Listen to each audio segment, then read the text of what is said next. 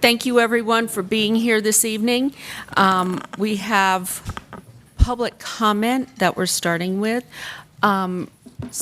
City Attorney would like to clarify something. Yes, just a reminder that public comment is a time for citizens to speak on matters of interest not scheduled for public hearing. And so several people had signed up mistakenly to speak on the budget under public comment. Their names have been moved to the budget public comment, the budget public hearing list. So if you signed up to speak on the budget during public comment, you'll be recognized during the budget public hearing, not during public comment. Just wanted to clarify that. Okay, thank you. We will start, as I said, with public comment. The rules of decorum are up, and you have 3 minutes. We are starting with Woody Biggs.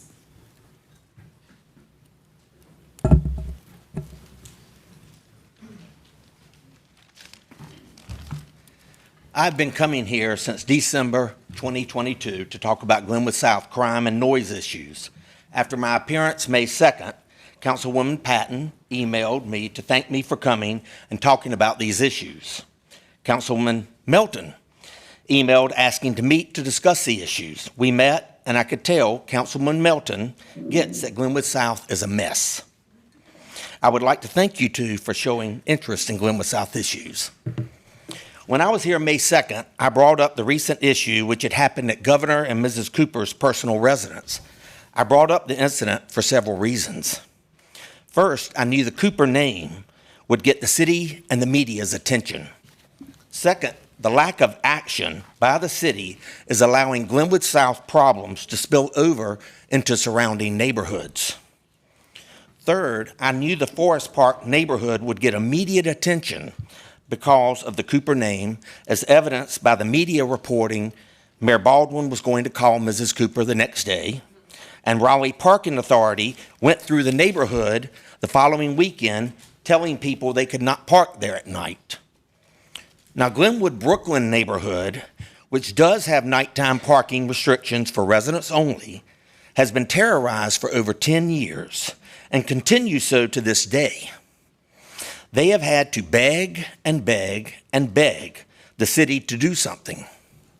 And who knew all they needed to do was get Governor and Mrs. Cooper to buy a house in their neighborhood, and they would get attention right away. Now on to noise. For about a year and a half, the city has been talking about revising the new noise ordinance, the current noise ordinance, which is horrible and almost impossible to enforce. On December 6th, the previous city attorney said in the council meeting the new noise ordinance would be out in about 2 months. While I know anything city government does moves at a glacial pace, we are now 6 months out. I know the council has seen the new noise ordinance, so I and many other residents want to know exactly when do you intend to pass it? It'll be coming before us on June 20th. Okay, thank you. And I have an unrelated issue to this. What is up with all the new no turn on right signs all throughout downtown Raleigh? All it does is back up traffic at the lights, and I think whoever came up with that idea must have stock in the oil and gas companies. Thank you. Those signs were put up because of the number of pedestrian fatalities and accidents that occurred in crosswalks, people not looking, just moving through. If you would like more information, we can provide that in an update to you, but that is the reason for it. And we're hoping that we can slow traffic down, be more focused on Vision Zero, and ensure that we have safer streets. Okay, that makes sense. Thank you. Thank you. Octavia Rainey. Good afternoon. I would like to speak on 2 subjects. The first subject is that at a meeting we had with Corey Branch 2 weeks ago, and I think Tansy, the deputy city manager, was there. To my recollection and to what, because I had walked out the room, so I had left. They told me that the deputy city manager named Tansy said the city has no federal mandate to do 30% of the AMI. Now that shocked me. I am a fair housing expert. I have never, ever heard of that, even when Dempsey Benton was manager. Now, I would like for Tansy to explain that to me. What did she mean by the city has no federal mandate to do 30%? Because we were talking about housing on the corridor, which, to my understanding, is set at 60%. And this foolishness about if you build 5 stories, you could do 1 at 30%, which they claimed is a SRO. I think that's a bunch of crap. I want to know for sure, and I have called HUD to set up a meeting. I'm going to D.C. because I want some answers for that. When did the city get relieved of that? I don't understand it. If you are addressing poverty, you mean to tell me you don't address 30% of the AMI? Those are the people who don't have housing. It's not the 60%. So that is the most ridiculous thing I've ever heard. So you mean to tell me that you are a non-caring city? You don't care about the homeless? I mean, I'm just shocked. And to Stormy, you heading up this homeless commission. How can you head it up when it came back to me that Tansy said the city is not under a federal mandate to do 30%? Now, she need to clean that up and come up with something different, but I am going to HUD because I want to set the record straight on what is the city really doing at 30%. And for what I can see, it's nothing but the crumbs off the table. People at 30% need housing. They need housing. So you can't tell me. It is ridiculous. That's the most ridiculous thing I have ever heard. We need housing. And you know what? Y'all may need some housing one day at 30% too. You know where you've been, but you don't know where you're going because each day carries a different toll for all of you. So don't get so happy that you think you are above the fray, because everything goes up, comes down. And I do not support the TOD. Okay, next we have Brenda Williamson. Is Brenda Williamson here?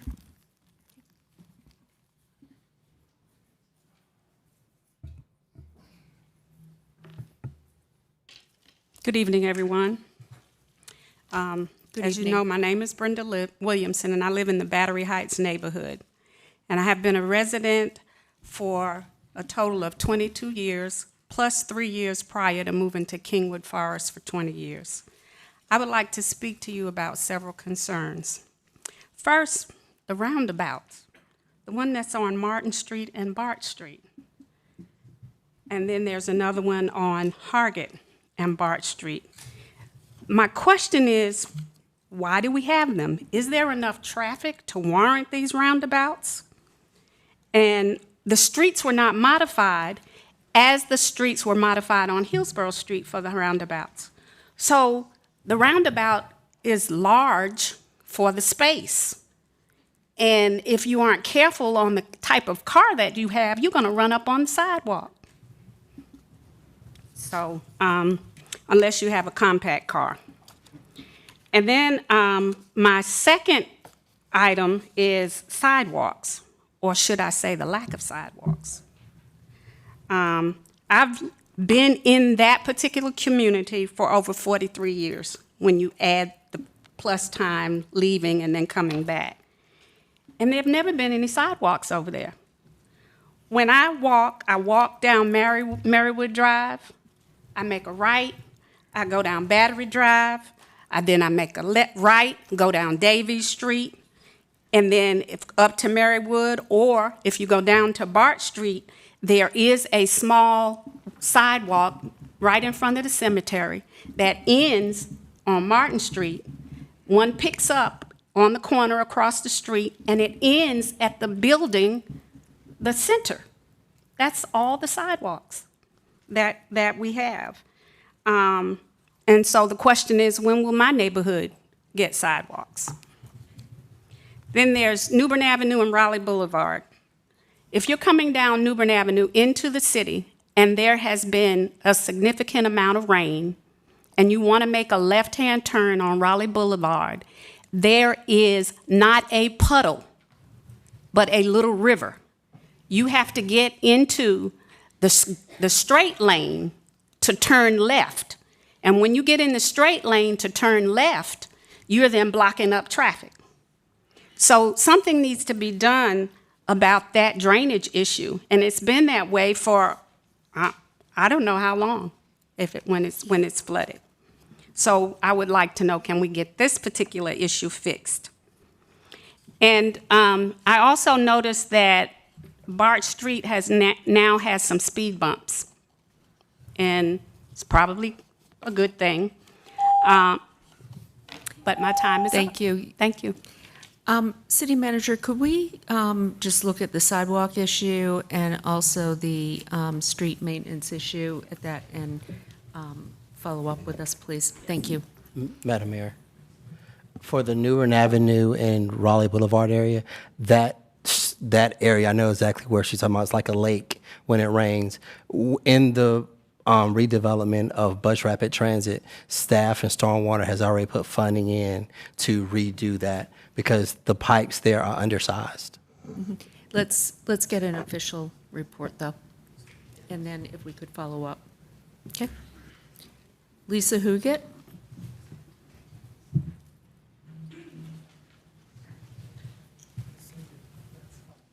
Good evening, Lisa Hewitt, 712 Hinsdale Street. You conducted an intense middle management engagement campaign and reviewed the results in March. The last slide covered recommended actions for council to take to address resident concerns. The discussion that followed acknowledged the work done and gave some vague direction to staff to look at more options for affordability. Wait, what? After all the public comments lamenting council on this text change and the 72 pages of comments from residents, it ends with a vague ask? Maybe a report back from staff? But the kicker for me was I was really disappointed when Mayor Baldwin publicly stated on 2 occasions that she has no interest in tweaking this policy. Listen, if you ask for my input, I expect some action to be taken. Deliberate and specific action. How can you not see this as an opportunity to make some modifications? Instead, residents are starting to take interest into their own hands by applying for text changes to try and curb the harm Missing Middle has and will continue to have on the character of Raleigh. I think you can make some reasonable revisions that would give single-family neighborhoods a modicum of protection against the worst of what Missing Middle can do.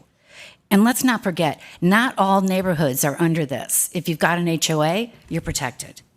The protections I'm talking about include larger setbacks, proportional heights, and massing limits or restrictions. These would help in getting the scale and character of new development that works for the neighborhood, and perhaps save some of our mature tree canopy. By proportional heights, I mean something that might push the envelope to get the density that we need, not necessarily fit exactly in, and not something that puts everybody else in a shadow, like a mousetrap. It's been a while since I read the policy, but I don't think it addresses massing. And this occurs when multiple contiguous lots are joined to create missing middle properties. There's one that I just walked by in the Village District off Chamberlain, where a dozen homes have been torn down.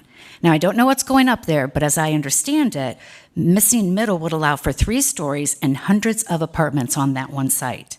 An unintended consequence I believe the city should go back and tweak. We need more housing. I applaud the density in neighborhoods. I live in a diverse, dense neighborhood, and I love it. But what we really need is more affordable housing. Let's agree that Missing Middle will not meet that need for decades to come. You can call it more choice, but you can't call it affordable. Thank you. Thank you. Is Diana Powell here? Diana Powell? Diana? Looking, she signed up and I don't see her. Okay. All right, Daniel McCoy. Okay. Ann Sun.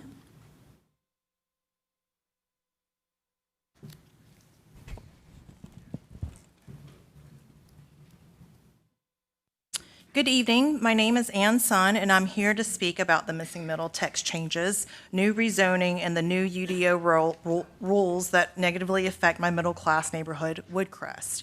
We're a humble 1950s neighborhood with all ranches on Barksdale Drive. The center house shown in this picture was bulldozed yesterday and originally was planned for 7 townhomes on a 0.4-acre lot. My fear of Barksdale turning into mostly townhomes and apartments is slowly coming true. The same builder developer just closed last week on the house next door, the White House in that picture. The new plan is now for 12 3-bedroom townhomes. However, instead of 35 feet tall, they got taller to be 41 feet tall.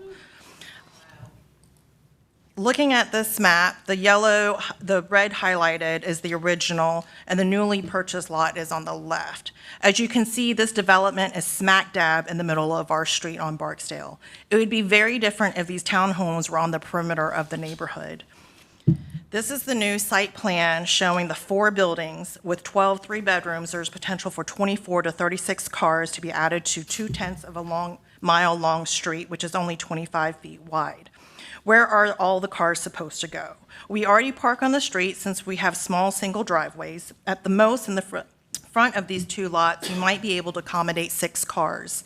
There are single garages planned, but no other places to park beside a visitor and a handicap space. However, our little street is supposed to safely contain another parked 12 to 24 cars, but traffic for additional 24 to 36 cars. These buildings show there's 4 buildings. This is 1, 2, 3, and 4. This elevation is what would be facing the street, but with 2 buildings side by side instead of 1. This elevation shows what would be facing the alley.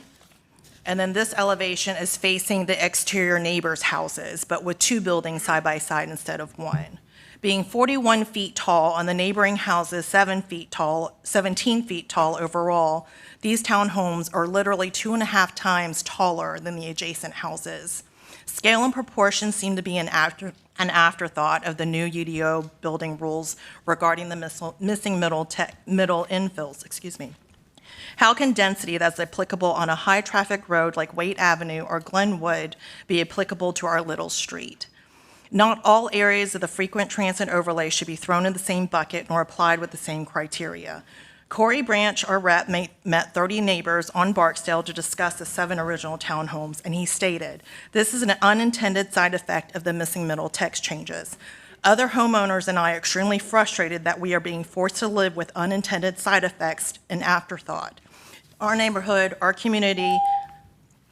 Thank you. Thank you. Donna Bailey?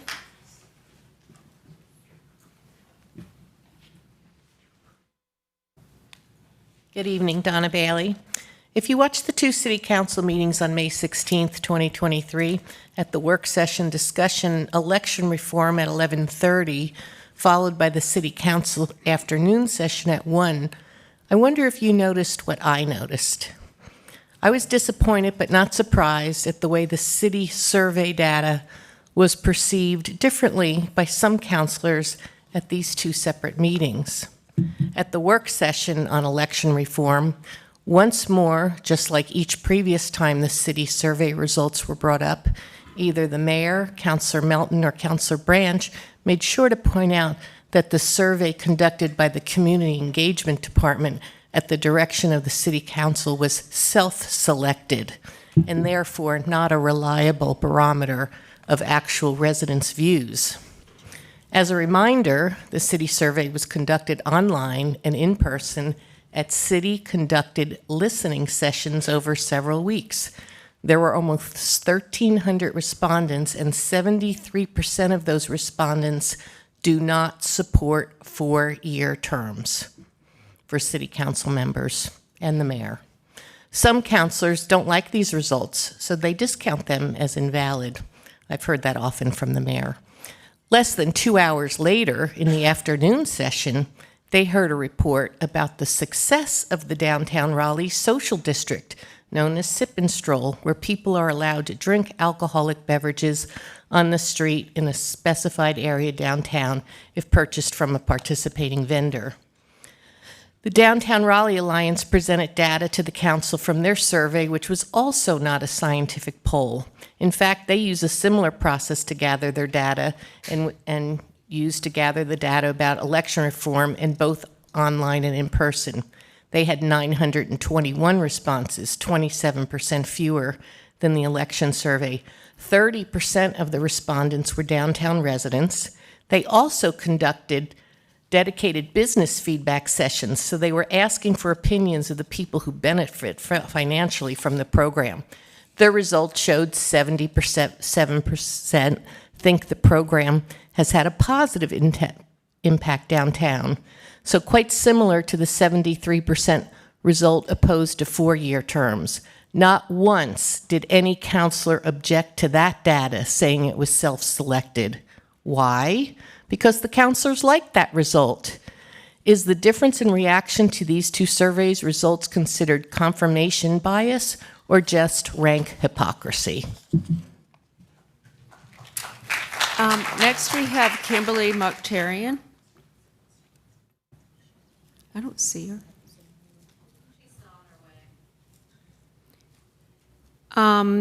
Eugene Myrick.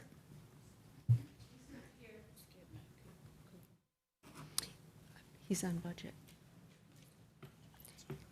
Keisha Monk.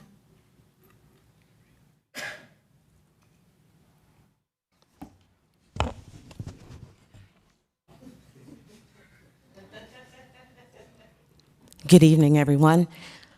Tonight, I'd like to talk about community engagement. Raleigh, we have a problem, and it's a problem that has the potential to destroy the fabric of the city's democracy if it is not addressed as soon as possible.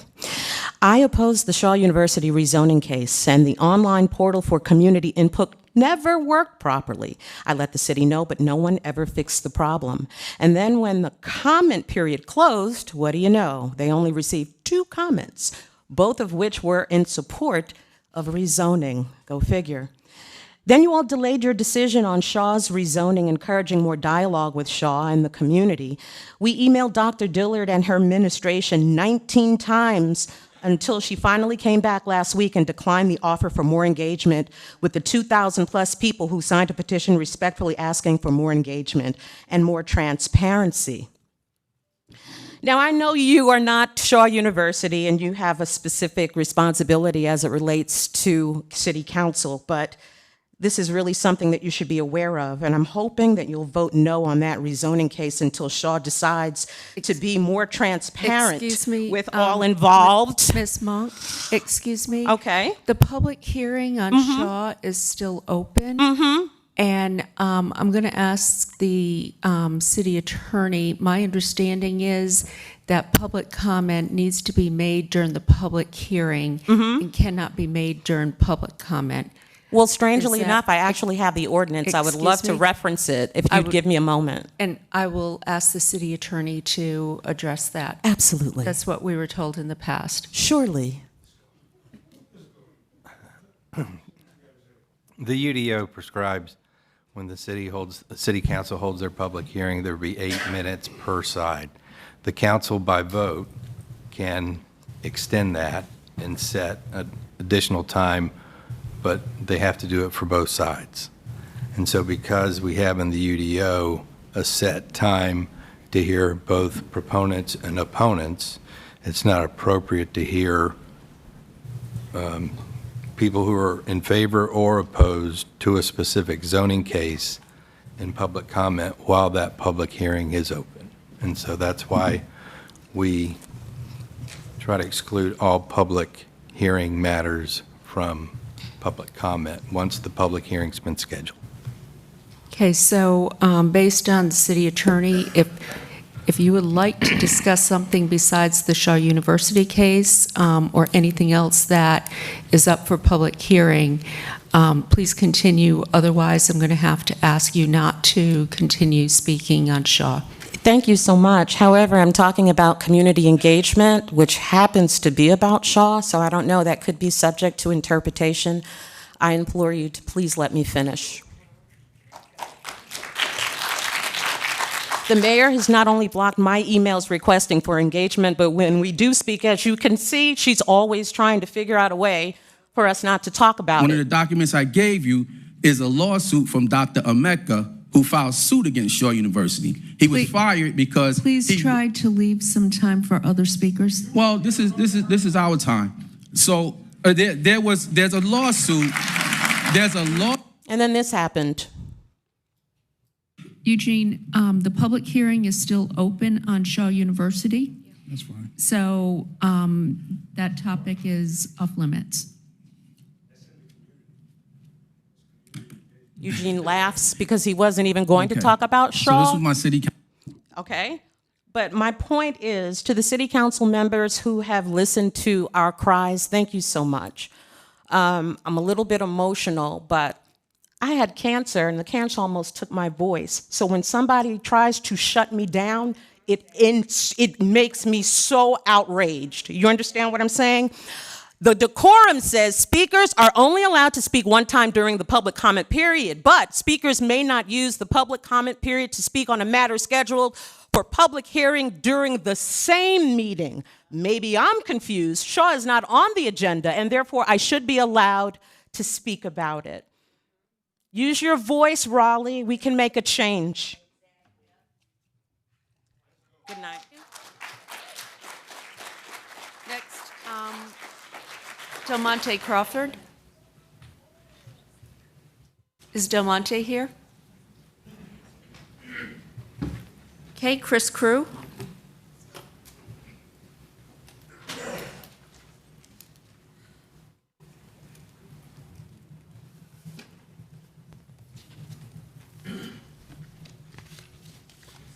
Good evening. Thank you very much for your service and the opportunity to participate in tonight's public meeting. This is my 6th sermon on the topic of preservation as a value. I've been looking all year for the opportunity to congratulate you on observing preservation as a value in decision making, and you recently provided several, including seeking further public input on the TOD question, denial of another high-rise encroaching on and bringing congestion and shade to a historic and established neighborhood, and putting off a decision on request for a pending variance for further stakeholder input. I couldn't say the word, but you know what I'm talking about. Despite these positive moves, there's still a noted absence of bona fide preservation ethic in zoning and planning work and decision making, and I hope the outcome of tomorrow's Planning Commission meeting on the TOD will begin to rectify that shortcoming. Growth is inevitable, but it must be carefully planned and must reflect broad stakeholder input and interest. So what's the gain from the TOD? Planners paint a picture, but the true outcome is unknown. What's at stake? Everything around you: Raleigh's historic cultural fabric, environment, livability, equity, and generational wealth. What do? Amplify community voices, listen to the people. Avoid the appearance of urban renewal 2.0 by seeking further input from stakeholders, especially in the established neighborhoods that stand to lose the most. Instruct the planning department and the commission to be transparent in how collected input is informing their planning and zoning decisions. Carefully consider the impact of the TOD on the fabric of Raleigh. Preserve our cultural and material heritage, protect, honor, and promote neighborhoods and communities and the generational wealth that they represent. There will not be a second chance to do this right. Thank you. Thank you. Frank Kalema.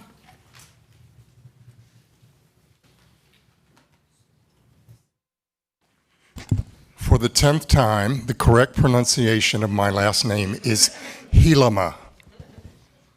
Thank you, Councilor Jones, for your motion this afternoon to place a moratorium on the missing middle, even though it failed. And thank you, Councilor Black, for your second. I also appreciate the substitute motion made by Councilor Patton, which passed. The negative effects of the missing middle text changes continue to be felt by more neighborhoods. Opposition to text changes that have stripped traditional zoning from single-family neighborhoods grows as neighbors learn of projects that destroy naturally occurring affordable housing and disrupt the character of the neighborhoods where they have made their biggest financial investments. The appeal of city planning's approval of the building of 17 townhomes in the middle of a single-family neighborhood at 908 Williamson Drive is being heard by the Board of Adjustments. The city has hired Robin Tatum, its former attorney, who is now in private practice, to oppose the appeal. Her first move at the May hearing was to ask that the appeal be dismissed, which would deny citizens due process. Neighbors abutting the 908 Williamson property have also filed a lawsuit against the city regarding the process of implementing missing middle through text changes rather than through the traditional rezoning process, which would allow neighborhood input. Missing middle is itself a text change that denies citizens' right to due process. The city has filed a motion to dismiss this lawsuit, which is yet another effort to deny due process. We watch the erosion of democracy in city government. One of the greatest problems with missing middle is that it takes a machete approach, chopping through city neighborhoods. A scalpel would be a better instrument for cutting out areas where denser development would be promoted. There is no appreciation for context. A startling example of this is how now it's 12, three-story townhomes will look, clustered on now 2 lots in Woodcrest, which until this point has been a beautiful neighborhood of 1950s ranch homes sitting within its own forest. Frequent transit areas and transit overlay districts that extend beyond the streets on which buses travel is an excessive encroachment into established neighborhoods. Mayor Baldwin is fond of saying that she likes it when citizens propose solutions to the problems they bring to City Council. In response, a group of citizens with good knowledge of the problems created by Missing Middle formed a task force to propose modifications to the text changes. These proposals have been shared with Council by Councilor Jones. To date, nothing has been done to ameliorate the negative effects of the text changes in spite of repeated pleas from citizens to take action. The More Homes, More Choices presentations resulted in a refrain of voices calling for reform. A lawsuit against the city is not an excuse to sit on your hands. It is only a tool used by the mayor. Thank you. Jalen Ward? Is Jalen Ward here? Okay.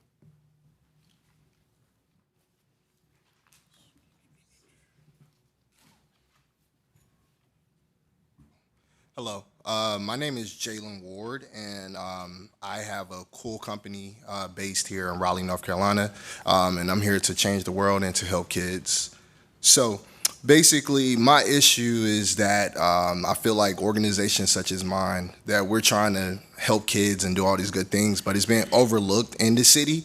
I just feel I'm not really being supported in the city that I'm born and raised in. So unfortunately, this is where I'm standing before you guys today.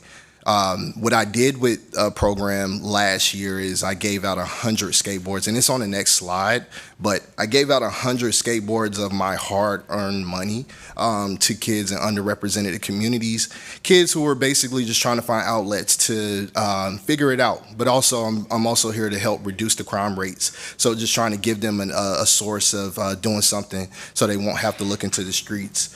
Could you go to the next slide, please? Also, what I did do as well is that with my hard-earned money again, I took kids to Carowinds just because I believe in kids and I want to be able to get them off these streets. This is the only way we're going to be able to figure something out.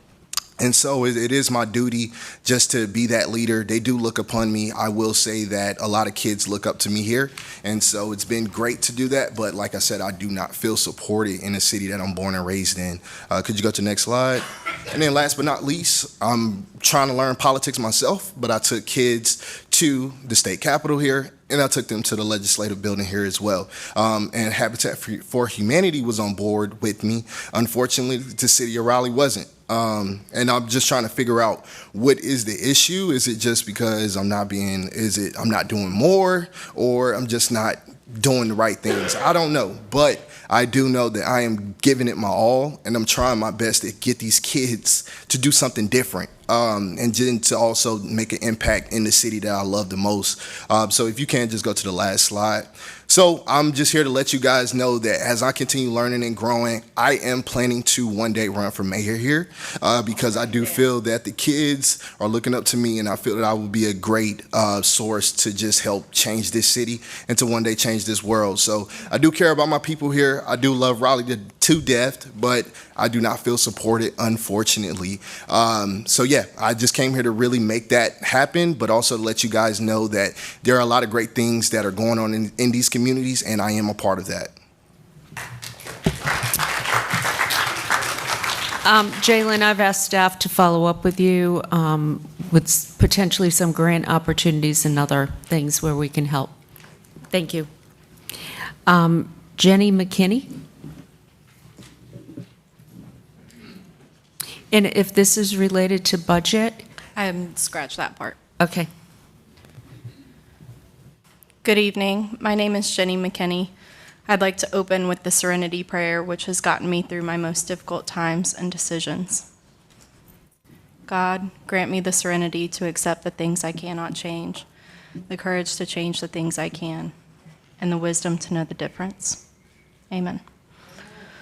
Firstly, I would like to ask for an update on the 8 demands I and others presented 4 months ago to address police violence and improve police accountability after RPD killed Darrell Williams. One of these demands was to establish an independent non-law enforcement crisis response team akin to Durham's HART program, a demand which Refund Raleigh made back in 2022 and is here tonight to reiterate.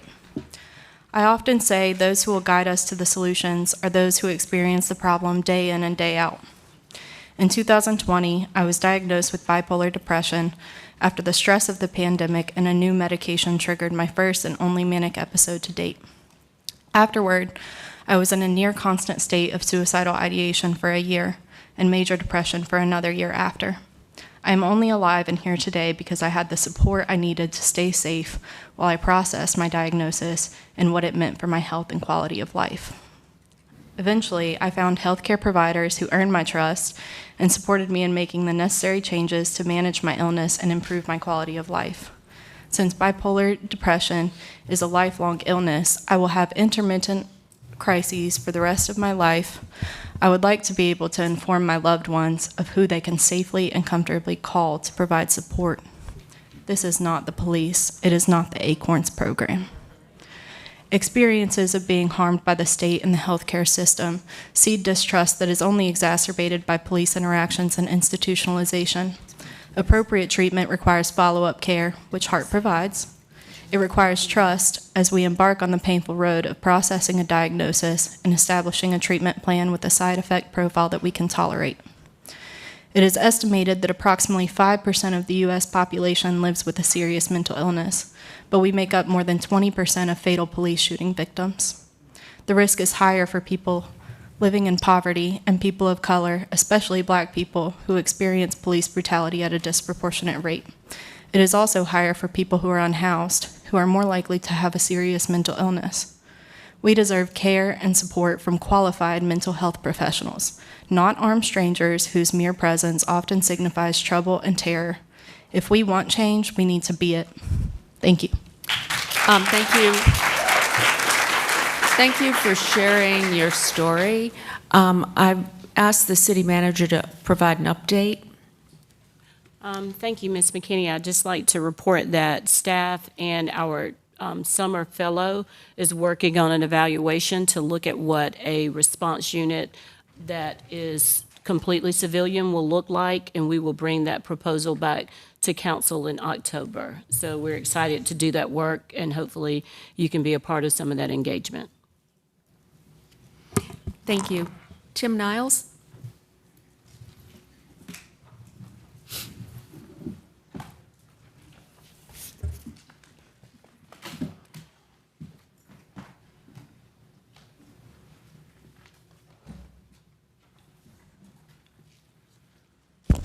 I want to talk about the vision themes in the comprehensive plan, specifically expanding housing choices.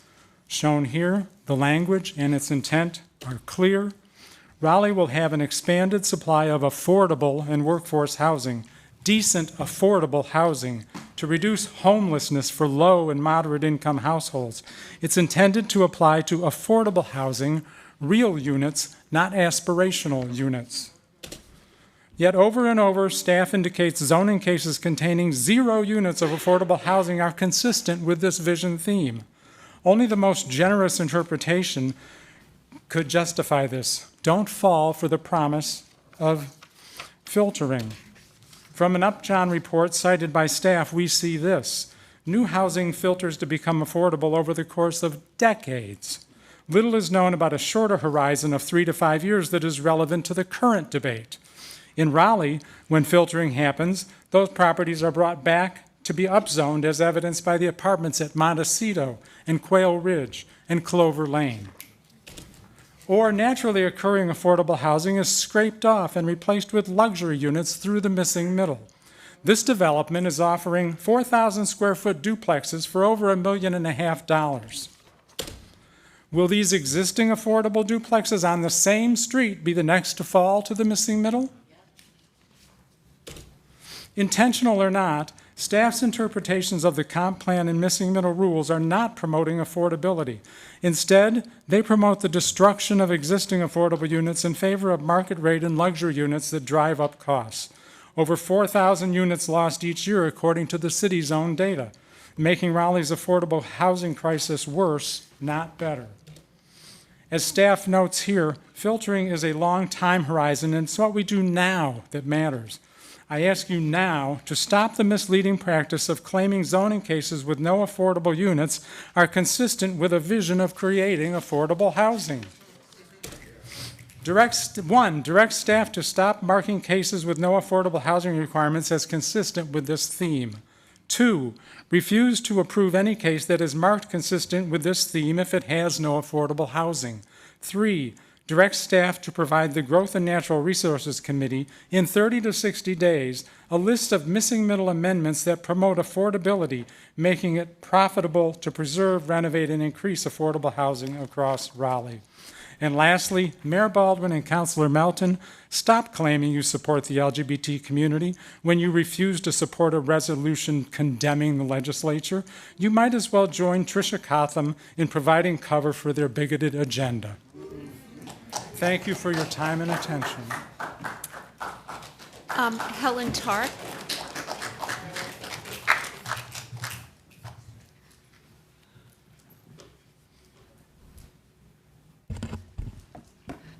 Good evening. I was going to speak about the missing middle again, but I am just going to echo the people that have spoke so well before, but I did want to make a little analogy about the missing middle, because I understand the need for choices and the hope that some of this missing middle will become affordable, but it's a little like by rezoning existing neighborhoods, the neighborhoods that have been there for 50 or 100 or 200 years. It's a little like using a Picasso to heat your house instead of wood. Maybe someday we will have 40-story buildings coast to coast on every square inch. But we don't need to do that now, and we don't need to take away the character and make it harder for people to stay in their homes that they've been in for decades. Thank you. Thank you. Andrea Fennell. Is Andrea here?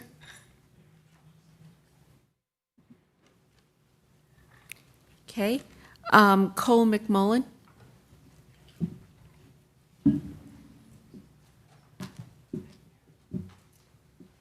I have a video here.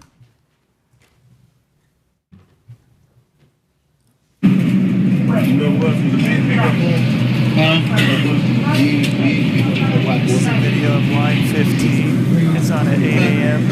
on a Saturday. Yep. As you can see, it's pretty crowded on this bus. And this is at 8 a.m. So you can imagine what it's like at peak hours. So people have to stand, they don't have a seat. You're going to take all these people off the bus. Yeah. I told you. This is a Saturday. Yeah. Can you imagine? I think it was about a year ago. Yeah. The Raleigh people who actually need the bus to work had a 30% reduction in route coverage. I'm not sure if we've ever bounced back from that. They need a bus. We haven't. Not the people that did. Right. Stop requested. Yeah. Oh. Yep.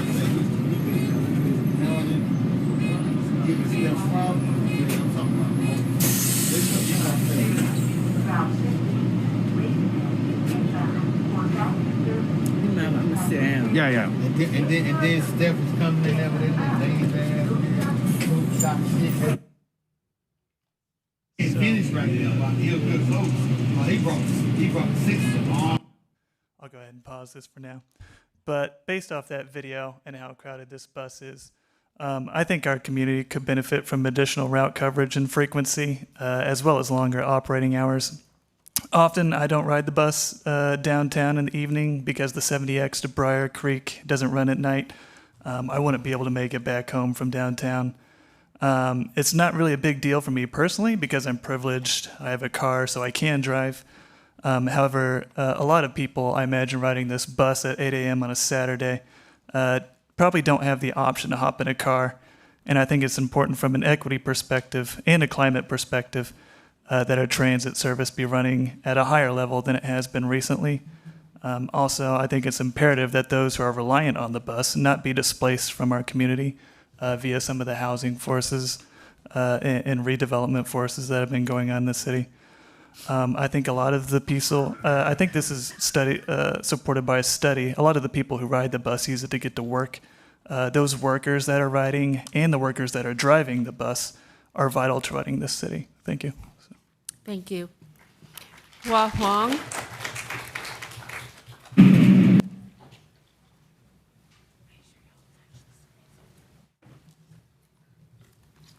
Yeah, I'm just doing part two, which is additionally after Miss Octavia and I walked off the bus. This is what she has. Okay, go for it. Number 15, the bus that goes down Newbern Avenue, it's always crowded. It's always crowded. So if you look at how crowded it is, full of black people and some whites, can you imagine what it's like for the BRT? And you start building those houses. Are you going to push the black people off the bus? Yeah. That's what this is all about. Pushing the black people off the bus to get a higher income ridership. That's all it is. But the irony is that higher income people don't normally take buses. They drive on their own. Well, that's true. But the point here is that they are not going to ride the bus. So what they will do, they will remove black folk from around the corridor. They're going to do redevelopment. Yeah. They're going to do redevelopment. All they have to do is amend the annual action plan. They have a placeholder in it of $40,000. When they're ready, they'll just amend the annual action plan and put more money in it, and then start their relocation of black folk out. That's what they do. Yeah. So just want to relay more points from Ms. Octavia. What you just saw was Route 15 from Go Raleigh at 8 a.m. in the morning on Saturday. So imagine what that looks like during the week when people needed to go to work.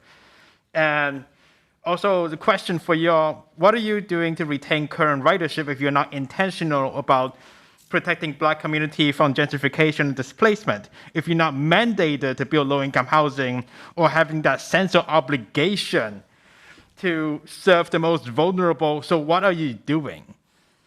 Who are you really serving with to repair road that Councilmember Corey Branch just talked about?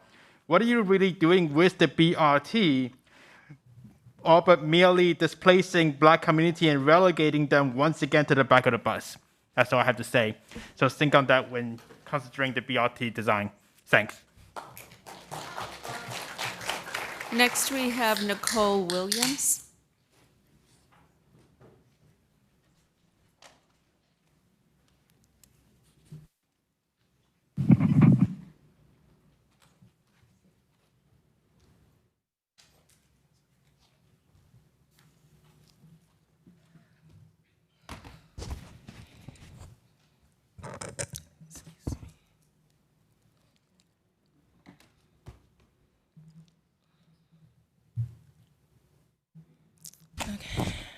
Good evening, council and attendees.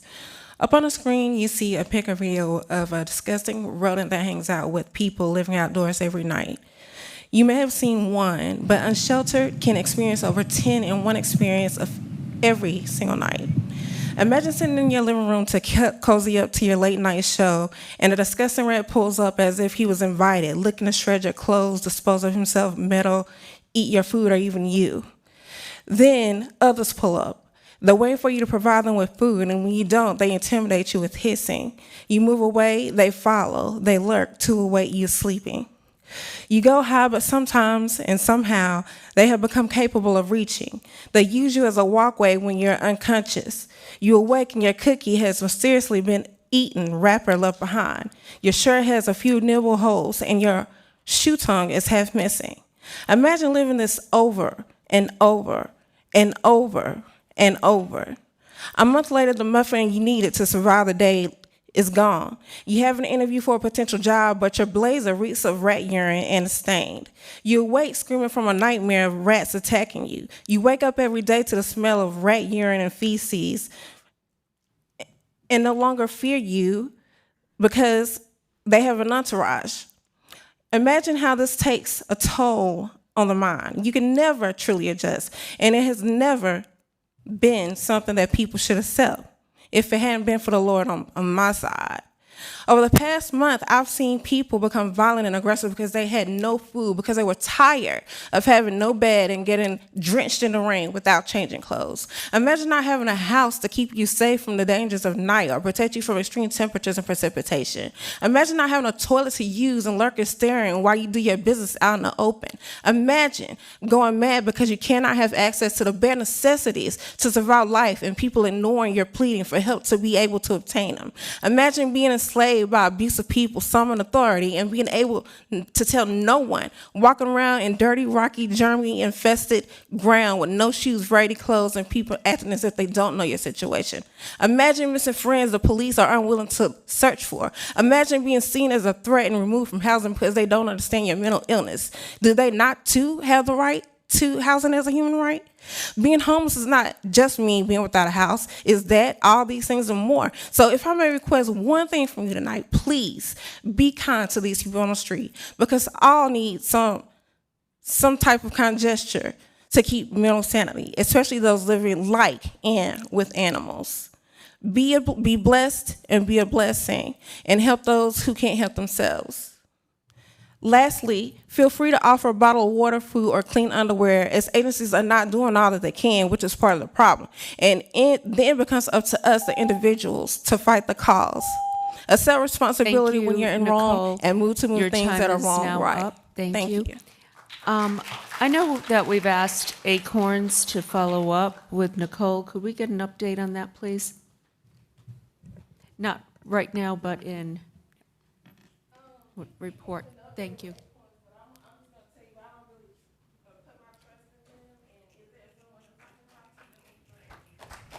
Well, we do have social workers who are there, and we're just asking for an update, okay? Thank you.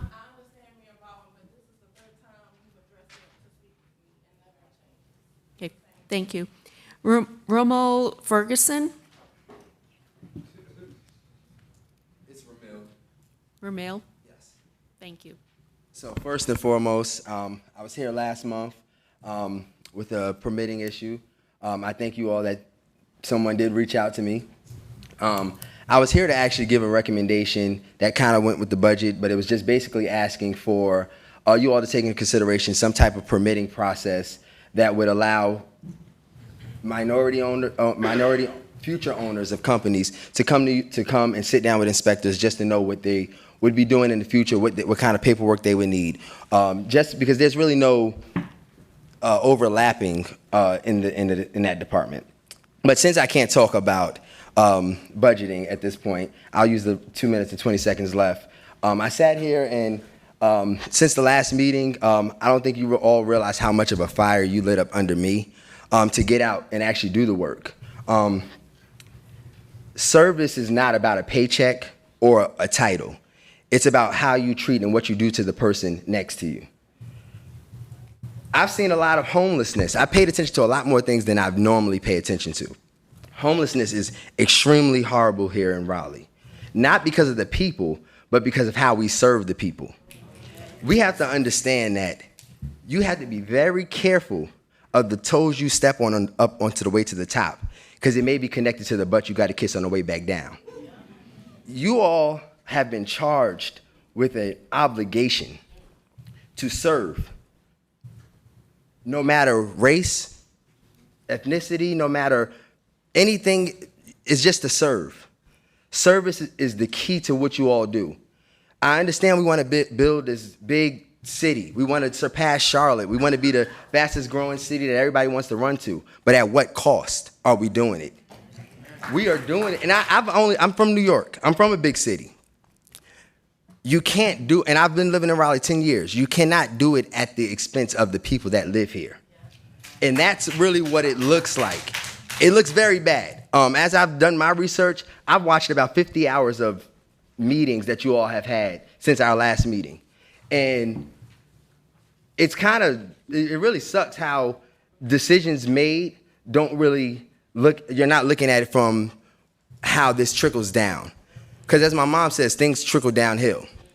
I challenge you all, and I'm gonna put my money where my mouth is. I challenge anyone up here to spend a week at the campground. I will go with you.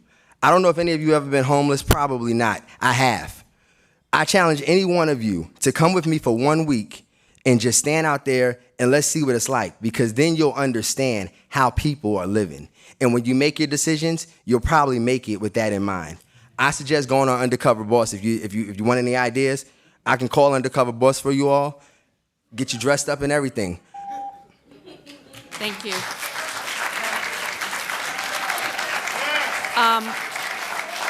Next is Josh Bradley.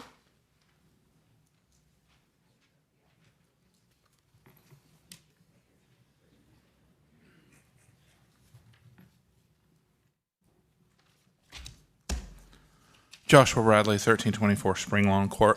Before I start my prepared comments, please be sure before you bump people out because they're talking about something that you're trying to suppress. Ask them if they have other things to talk about other than just the thing that's open. Give them the opportunity, because that's only somewhat squashing free speech. Anyway. Yeah, so, if they've got something not related to the budget, let them speak, please. They did sign up. Mayor and councilors, I have a couple of things to bring up tonight. First, I was wondering if the empty houses at Dix Park could be updated for the unhoused community. I noticed that several have wheelchair accessible ramps, and seeing how there are some of our unhoused brothers, sisters, and siblings that need wheelchairs and would benefit from housing with this in mind. I'm sure there would be a cost associated with renovations to bring these houses up to code, but fortunately we passed an $80 million housing bond and a $275 million parks bond, and Dix Park is a park. There you go. There is probably empty space on the grounds for offices for the administration and services for the people that would live in these houses. Please consider this, because at the rate which housing costs are increasing, we are likely to have an increase of houselessness, and this would probably mean that folks will be living in the park anyway. So why not get these houses up to codes when people need them? Quick questions, Mayor and councilors. Please raise your hand if you visited any of the Baldwin boroughs, the encampments in your district, for district folks in the city, for mayor and at-large folks, since the last time I asked this question. Hands up. Okay. Secondly, I know y'all are scared of the General Assembly, very scared, but now is the time to stand up to them, rather than stress them about attacking your no right on red downtown. They're not really concerned for safety, our racist overlords, are they? Now is the time to stand up and fight. If you are timid, they will run over you and all the citizens of our city. It is up to you to point out the contradictions of the folks that oppress others and call that freedom. So please, 1, make statements opposing the encroaching fascism and all the attacks on poor people and on LGBTQIA people and people of color, predominantly black folks. Please make statements opposing this and tell them that you stand with the workers, the poor, and the oppressed.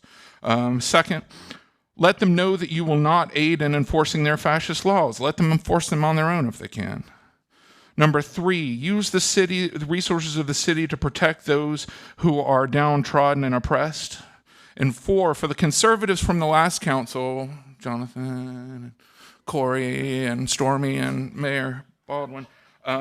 Please contact your friends at the NCGA that gave you that unelected year to relent on this culture war brought upon us by frightened conservatives who cannot adjust to this modern era, insisting on taking us back.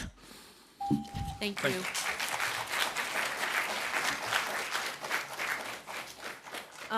Zainab Baloch. Is Zainab here?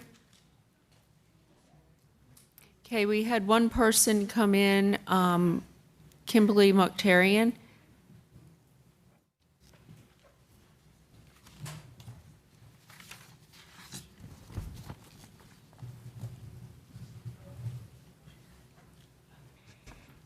Good evening, City Council and Raleigh residents. Dr. Kimberly Mokhtarian, 713 Trout Lily Place. Today, I just want to address that this is the 50th year of hip hop. Woohoo! Why is that important? Because hip hop is not just a song, but a culture. It is our story. As we talk about 50 years of oppression, from the early 70s all the way up to 2023. And as I reflect on what the city of Raleigh looks like in comparison to the hip hop culture, I would say that now we are number 3 in the nation to move. But Black people cannot even afford to stay here. And I just don't see how we can be so boisterous about a city that we're so proud of, but in 50 years you've stole equity, and we have the highest murder rate amongst African Americans in this city. We have the highest incarceration rate in your city. And so as we brag about this city, Bragg Street has been taken over by gentrification. So what are we gonna do? What I would ask you to do is consider the damages that have been caused throughout the hip hop culture from us being raped of our resources, our health, our wealth, and our well-being, our children who are now in alternative schools and can almost not complete to 12th grade. What I would say to you is this is not just a broken system, it's deliberately broken. And so I would ask that the city of Raleigh join with me in saying that racism is a public health, public safety, and a mental health crisis. I say it again. Racism is a public health, public safety, and a mental health crisis. And I would ask that the city join with me, and I think that's simple. That doesn't take any money. It just says you agree that what has been caused is a part of the city's problem. Not that the problem that we caused, but one that you all have profited, multi-profiting from. You have racketeered the lives of Black lives from Rock Quarry Road all the way to your city streets. And you've hired more Black people, not to free us, but to manage us. And I think that's utterly disgusting. I hope that you will consider joining with me so that we can move on to repair. If you don't like the word reparations, we can use repair. Because our children, our families, our communities are broken and in need of repair. Anyone? Thank you.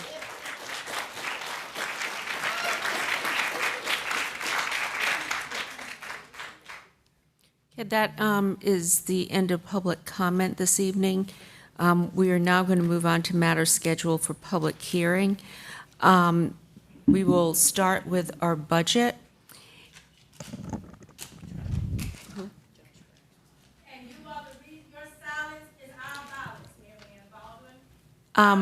We're going to start with the public hearings.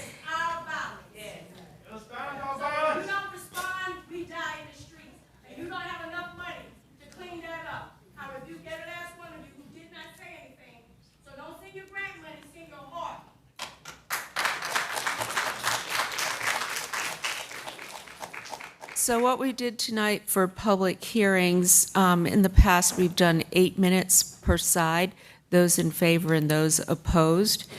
Tonight, we're going to do 1 minute per person for each person who has signed up. And Mayor Baldwin, can we? I'm going to call about 5 names and ask you to line up. Excuse me, Mayor And then- Baldwin, I have something to say really quickly. I think that on a $1 billion budget, I understand, I appreciate the 1 minute, but I don't think it's enough time. I would like to move to give everyone 3 minutes of time, just like we do for public comment.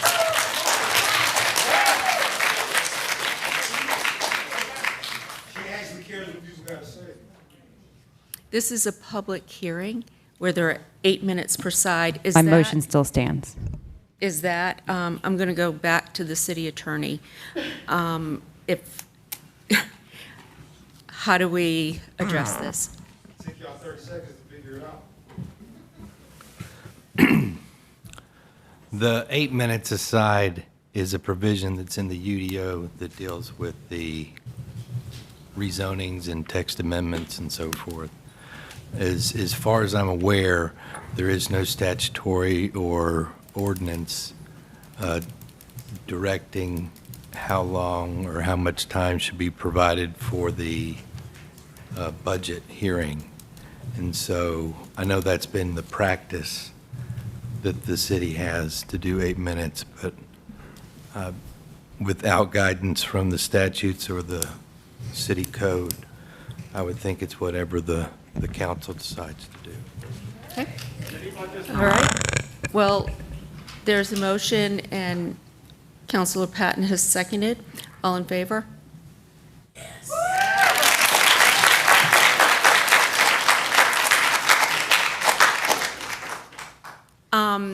All right, we're going to start with, Dolan Fletcher had a conflict and emailed his comments. Next, we have Octavia Rainey. Oh, I'm sorry. Before we started with the public hearings, I had told or asked our planning staff to come back to us with a matter from this afternoon. So if, excuse me 1 minute, Bynum, if you could update us on where we are. Absolutely. So this afternoon, you had a lot of items in front of you to consider for public hearing for upcoming meetings. There were suggestions and options from staff in the published agenda. Council brought forward an alternative option. You all asked us to touch base with applicants about that option before this evening's meeting, before you took action on those. And so I just want to catch you up on that. So we already have some items scheduled for afternoon public hearing on June 20. There's only public hearing in the afternoon that day. The council proposal put forward this afternoon had some tentative potential items, depending on how discussion went, that might show up there, but no specific items called out there. After talking with applicants, we have a handful of items here that they are asking to be heard on the 20th. Those first 3 you heard from the applicant this afternoon during your meeting, who expressed a preference for the 20th, but also said could be heard at the evening meeting on the 5th of July. So those 3. The Hodge Road annexation and rezoning are on your agenda for this evening. The rezoning was not properly noticed, and so we need to reschedule that public hearing. The annexation public hearing needs to be opened and continued to whenever you set the new public hearing for the rezoning. The applicant has requested June 20. And then AX15 and AX7, these are both single-family developments. The Ponderosa property really needs emergency access to water and sewer. And then the other item, they have a zoning violation. That's why they're pursuing the annexation. So those are the items. I would say there's some flexibility there for 18, 19, and 40 in your thoughts. July 5th, there are no afternoon public hearings scheduled. There was a proposal for 5 annexations in the afternoon. Carrying forward 2 of those options, AX11 and AX10. That's exactly how it was on the agenda and also how the council proposal was. After talking with the applicant for TCZ 723, they were asking if they could be in the afternoon on the 5th. And that evening, we have 1 zoning scheduled for public hearing already. After talking with applicants and hearing council concerns, there's no change, so not a lot of variability there. And then the 15th, because of the things we heard from other applicants, the list for the 15th gets pretty short in the alternative option, or you could carry forward with the council proposal from this afternoon. Just trying to put some options in front of you so you can make some decisions based on information from applicants at this point. And then I did want to offer, we have a number of rezonings pending in front of the Planning Commission right now that you are likely to see on report of Planning Commission on the 20th or on July 5th. And so probably looking at August 15 or early September public hearings for these. So just acknowledging there's more eggs in the snake coming out, and you're going to want to consider that as you evaluate how to manage things. We did have quite a glut of annexations on the consent agenda this afternoon. It was actually not as many as I had anticipated, but right now we're not expecting any consent items on the 20th or the 5th for annexation, so probably won't have any annexations in front of you even to schedule for public hearing until after the break. So that's some information that I hope is helpful to you. Will you want me to go back to June 20 and you start there? How can I be helpful? Yes, if you could go back to that June 20th chart, that'd be helpful. Mm-hmm. By the way, thank you for all of your work on this. Yeah, can I add one more thing about, I appreciate that these are all legislative decisions. I do think in watching you work, you tend to spend more time on the rezonings than on the annexations. They just require more deliberation. There's a lot more nuance, a lot more variable. And so just in terms of considering time and how you're allocating your time, just would acknowledge that the annexations tend to take less of your time than the rezonings do.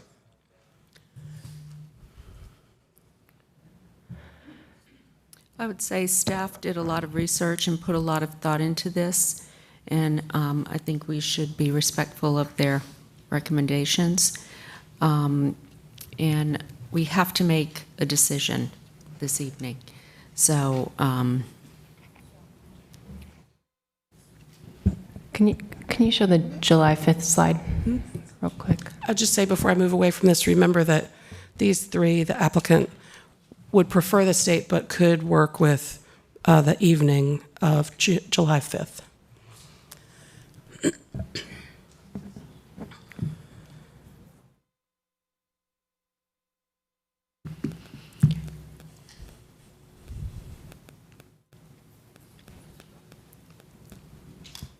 All right.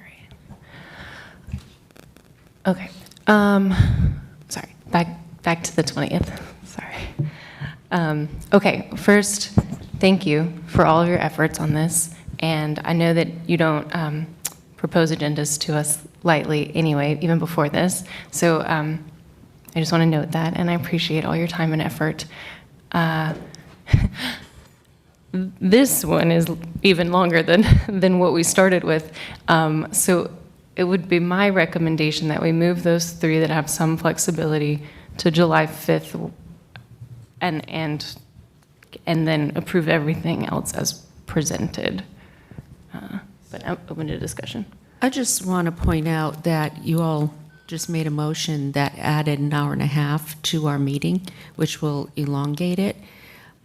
So why all of a sudden is this an issue to have a couple of more annexations on there?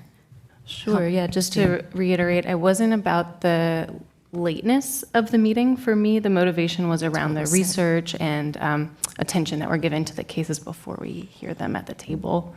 So that was my motivation. So please, this is a council discussion, and we'd ask anybody in the crowd to please be respectful. Thank you. How do you want to move forward? Yeah, so I'll just reiterate, if we could move the three that had some flexibility to July 5th and then proceed with everything else as presented. Which of the three? the ones that Bynum's marked there. Okay, those were the ones that we specifically heard from this afternoon, that they had asked that it not be extended.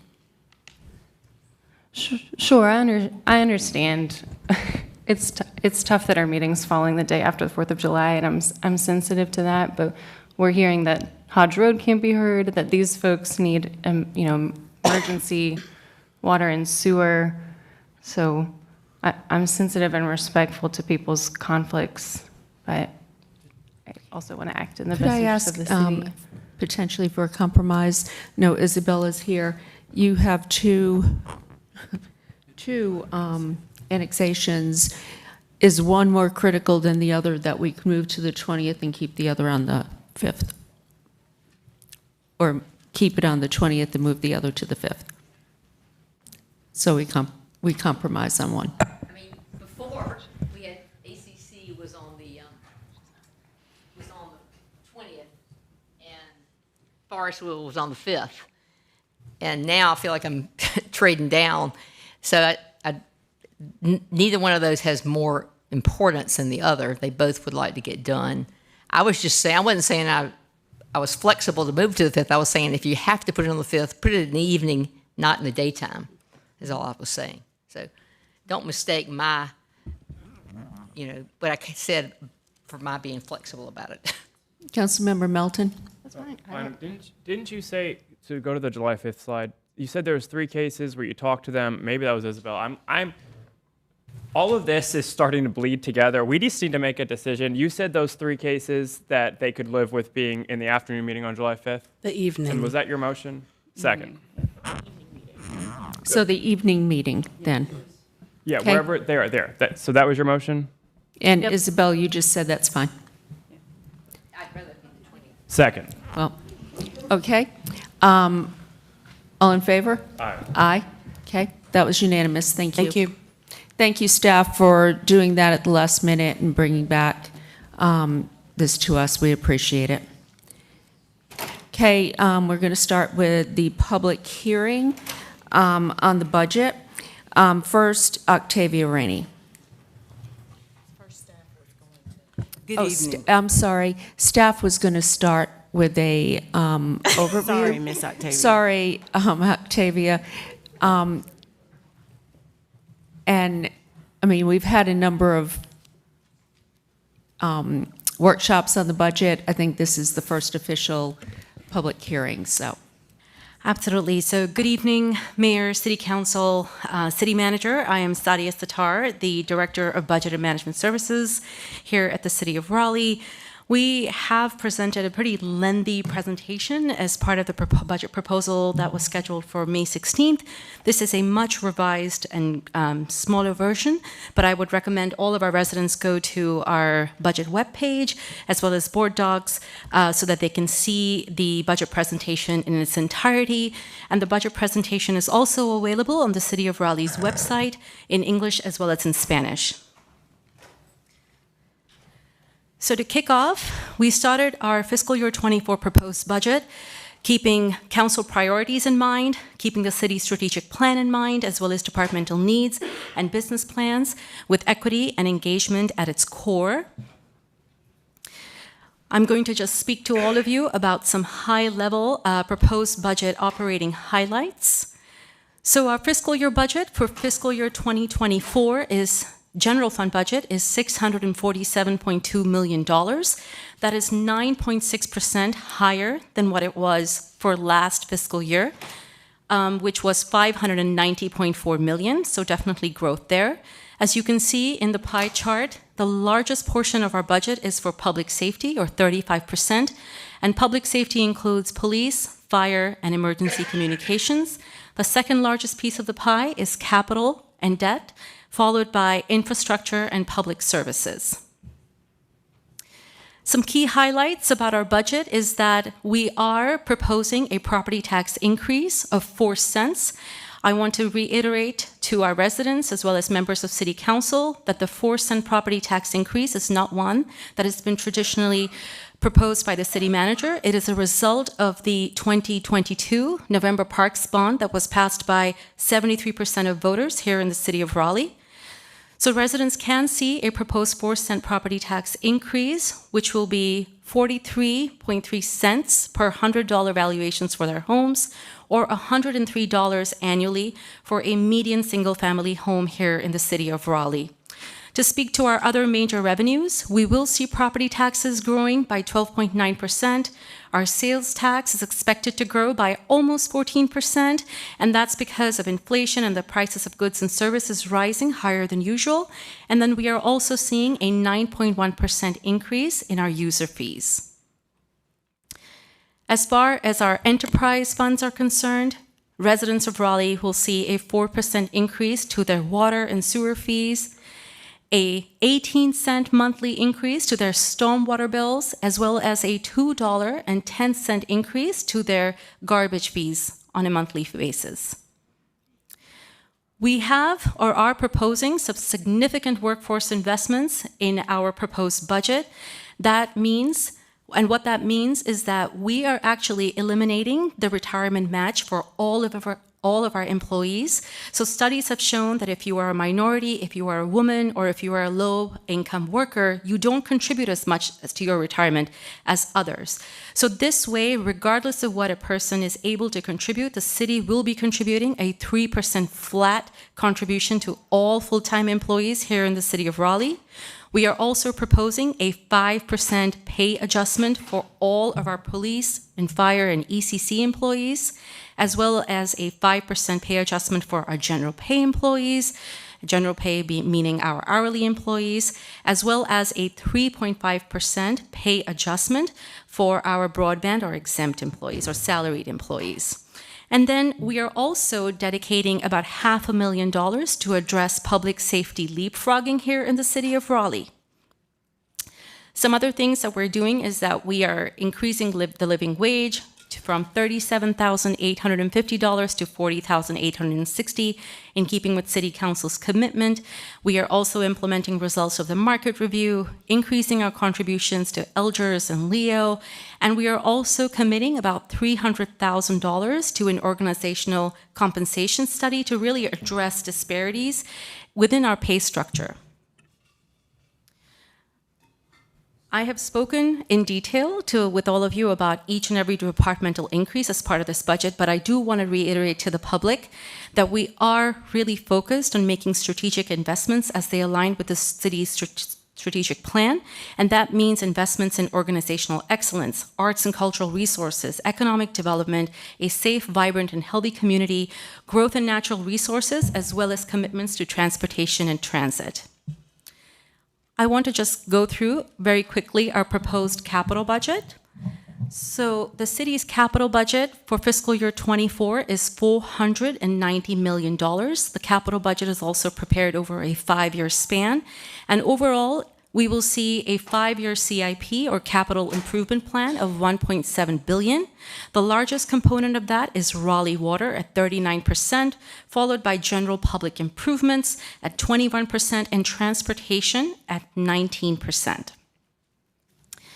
So we obviously had budget work sessions kick off yesterday on the 5th. We have a budget work session commencing on the 12th as well as the 26th. All of our work sessions are 2 hours long, starting at 4 p.m. And today we are looking forward to hearing from our residents at our budget public hearing this evening. So I want to encourage residents to please visit our budget.raleighnc.gov webpage for more information on the city's budget. Thank you. Do we have any questions? Okay, now we will start the public hearing. Thank you. Ms. Octavia, try this again. Okay, thank you. I would like to comment on the budget. First of all, I would like to suggest that we have a big housing issue. We are not housing the 30%. We are not. We may be adding crumbs to the table, but we are not housing the 30%. So I am proposing that that brand new civic center, that civic building that we're planning on building on Dick's campus, I'm recommending that we take $50 million for that and put it in that 30%. We've got to build 30% of the AMI. It is ridiculous. Homelessness is a crisis. We are at a crisis. So I'm recommending that you take $50 million out of that great big civic center building you planning on building on Dick's campus. Take it from that pot of money. Second thing, when Chief Dolan was our chief of police, he was big on teen centers. He was big on teen centers. He's the only police chief that had, in my own opinion, that had our kids in mind. He believed that there should be a teen center built all over the city. In this budget, I'm recommending that we build the next teen center and we build it in District D. District D don't have anything. So we have got to start looking at a teen center in District D. The teen center that's on Capitol Boulevard, my friend Dr. McTarian told me some horrible things. I am recommending that, I don't know whether that teen center is open, but it needs to close. It needs to close because of some behaviors of the Raleigh Police Department that used that teen center as a search and frisk and did some terrible things. So I'm recommending that that center close, or if it's not closed, shut it down completely. I mean, it needs to be closed. I'm also recommending that on New Bern Avenue, in my neighborhood, that we build an SRO, Stormy, a single room occupancy at 30% or below of the AMI. We also build a day shelter with workforce included in the day shelter. We need to do better than what we're doing, and our homeless deserves better. So Stormy, I'm hoping you push this because you head up that task force, and that is one of the things that is really needed. I'm also recommending that there be a shelter in every district. Every district needs a shelter.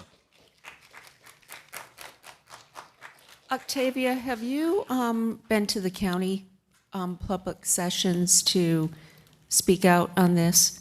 Well, I'm planning on going to the county because I believe that this is really needed. I just tell the city, we have got to stop playing around with our homeless. I mean, it's a pitiful situation. Well, and the county has just started a study on the needs, the shelters and whatnot, so maybe they could benefit from hearing from you. Well, that's what I would suggest. I will, and I hope the city would join in because this is really crucial. Mm-hmm. Yes, we always partner with the county. Thank you. DeMonte Crawford? Not here. Okay, Shane Collins?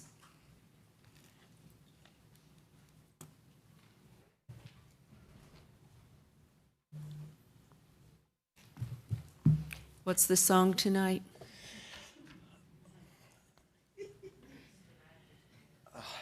Okay, I'm going to ask to Danny Coleman, Nathan Spencer, James Benton, Lawrence Hickey, if you could come up behind them so we can move a little quicker. Thank you. Thank you. Thank you, Council and Mayor, for the opportunity to speak for neighborhoods and homeowners in regards to budget concerns moving into 2024. In honor of Pride Month and a man named Mr. Rogers, I would like to talk about neighborhoods, affordable housing, the city budget, and helicopters. And I'd like to start with a song by Mr. Rogers. It's a beautiful day in the neighborhood, a beautiful day for neighbors. Could you be mine? Would you be mine? So today, I'll start by saying thank you for addressing pay concerns for our emergency workers in Raleigh by budgeting 5% merit increases for public safety and general pay employees, as well as the living wage increases from $37,000 to $40,000, upper $40,000 for all permanent full-time employees. Regarding citizen engagement, the city was able to collect resident preferences and priorities. Overall, the city received over 3,000 responses to its survey, a 275% increase from the prior year. It's amazing what you hear when you ask for people's opinions and thoughts about how they wish to be engaged. Common themes included affordable housing, transportation, safety, and community engagement. So it's a neighborly day in this beauty wood, a neighborly day for a beauty. Could you be mine? Would you be mine? Mr. Rogers again. In the budget again, key initiative is working towards the annual goal of 570 affordable housing units per year. We're not there yet. The city's not there yet. Completed projects in 23. A lot of apartments and units. Booker Park South, Senior Project, Walnut Terrace, Primavera Senior, all had apartments. Single bedroom, multi-bedroom. Grosvenor Gardens had 62 apartments. But according to WRAL, the rents for these renovated apartments went up by 30%. I mean, these are people in apartments that they're having to pay higher rents now. So we've got more places, but the rents are going up. So there's a bit of disconnect there. And a lot of these developments included rental versus housing. In the budget, doggone. Thank you. Danny Coleman was next, but he told me he was leaving. Is Danny? He left. Okay. Next, we have Nathan Spencer.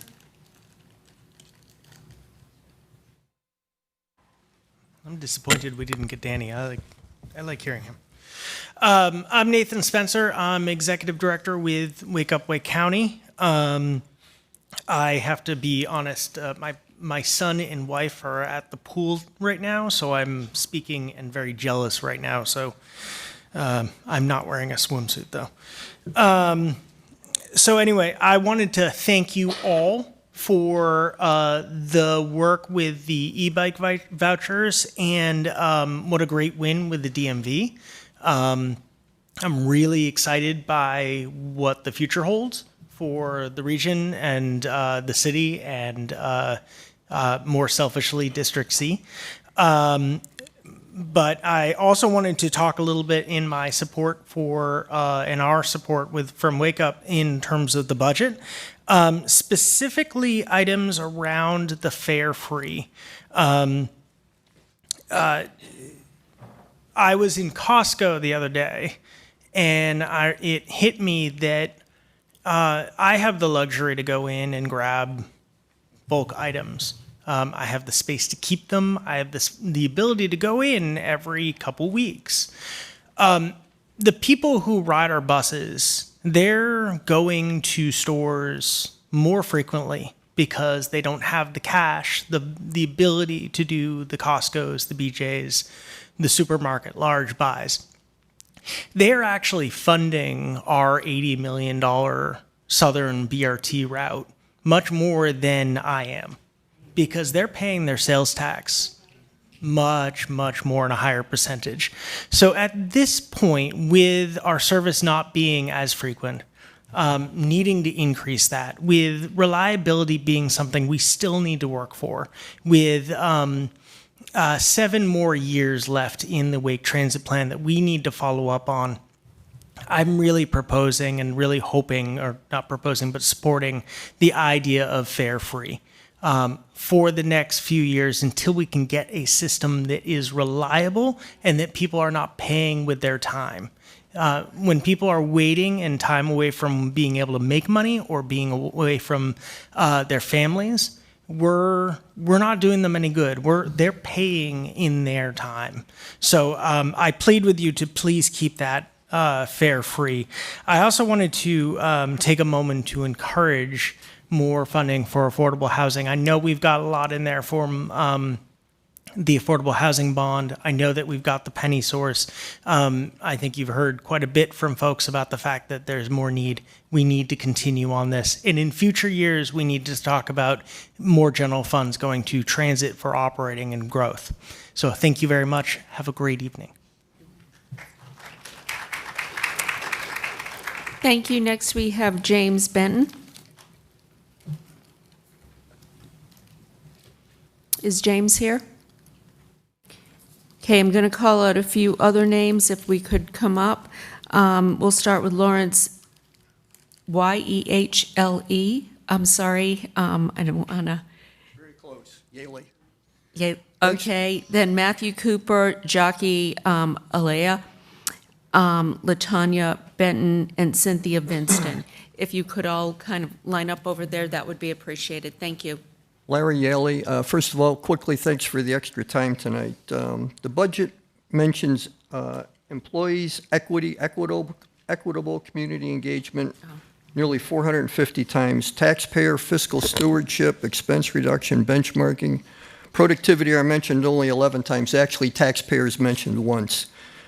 The proposed 10% property tax, entirely attributed to the parks bond, belies other year-to-year expense increases and offsets a favorable $18 million sales tax revenue increase. Also, the city view that it's balanced the budget fiscally belies its own actions to raise property taxes and usage fees. 40 positions were added in 2022, 39 in 2023. 32 adds are proposed for 2024, including 5 new management positions.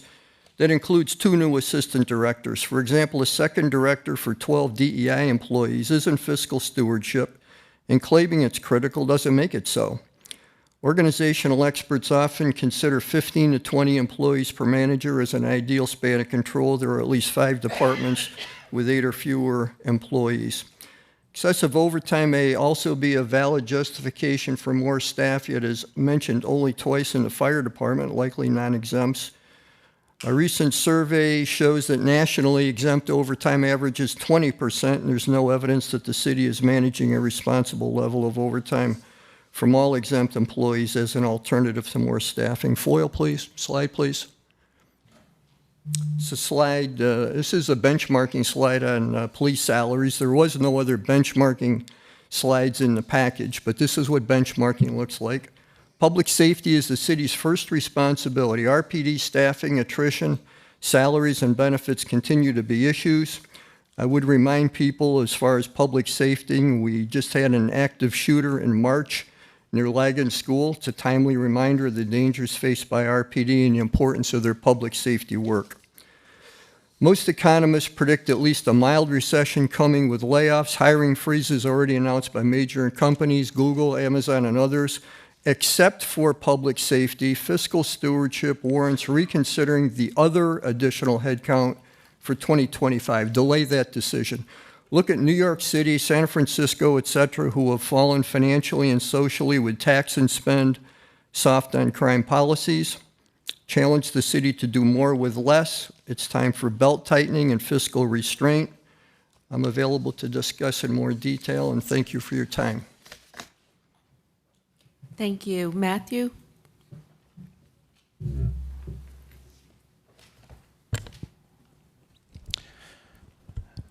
Good evening, Mayor Baldwin, City Manager, Adams David, and councilors. I'm Matthew Cooper, the president of the Raleigh Police Protective Association.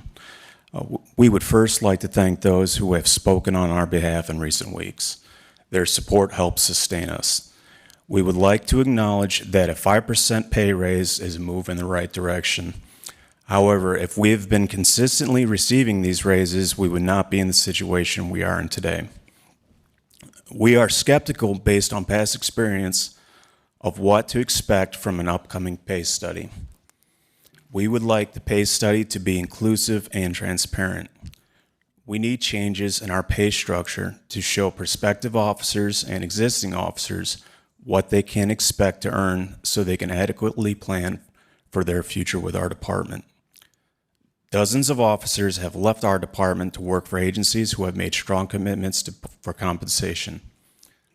We need a plan for sustainability and growth. We have a chief who knows the needs and challenges of our police department. If you do not give her the tools and resources to succeed, our department and city will suffer. Thank you. Thank you. Jackie?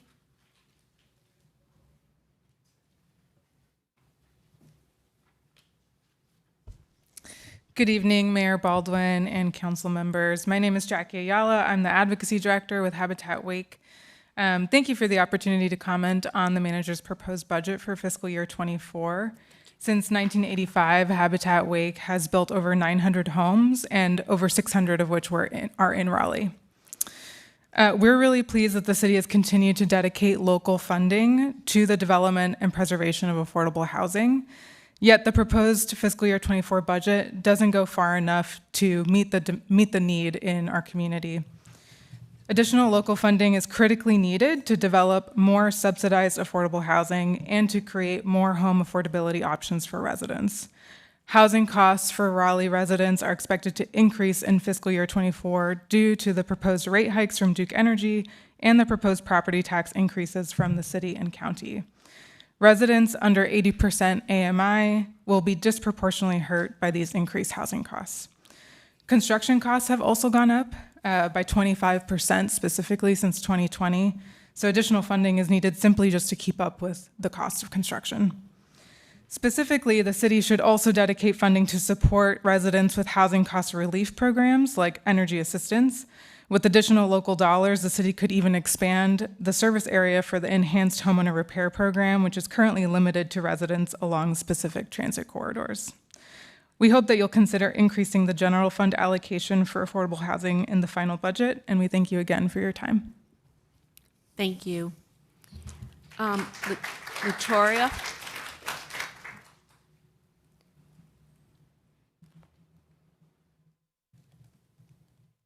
Good evening, everyone. Thank you for having me. My name is Latoria Benton. I am a resident of Raleigh and a hardworking mom of two. I'm here before you today to implore you to continue to support more funding towards affordable housing in our community. I am a future home buyer with Habitat for Humanity Wake. Without that opportunity, me and my family, I don't know where we would be.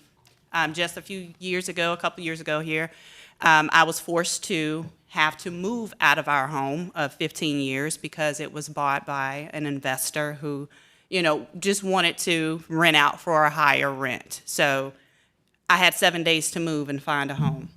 That wasn't pleasant for us. Having 2 young children, I can't even tell you how fortunate I feel because partnering with Habitat Wake gave us an opportunity that a lot of people around me don't have. And it is because the funding and the availability is not there. Affordable housing continues to be an extremely important topic that doesn't seem to reach the top of anybody's list, and I don't understand why. It is obvious, and we can see that there is an affordable housing crisis, and the rental market right here in Raleigh is unattainable for a lot of people just to rent, Why? What is the problem? Why can't we just say, we see the need, let's put it at the top of the list? Because if you don't have housing, we don't have stability. And we don't have a lot of resources that can fill in the gaps that we need for our citizens here, our communities, our people. I heard someone say earlier that we're missing serving the people, and that is absolutely true. I've worked hard for many years in order to get in a position to purchase a home. But with the changes in the economy over the most recent few years, that finish line moved further and further away from me and my children. Thankfully, with the help and support from Habitat for Humanity, my children and I now have an opportunity to invest in a home and in our legacy. And I would like to quote Matthew Desmond that I heard recently. It's hard to argue that housing is not a fundamental human need. Decent, affordable housing should be the basic right for anyone in this country. The reason is simple. Without stable shelter, everything else falls apart. That's absolutely true. Thank you for your time, and thank you for all that you do. Thank you. Cynthia? And if we could have Cole McMullen, Josh Bradley, Hua Huang, and Grant Bunn line up next, I would appreciate it. Thank you.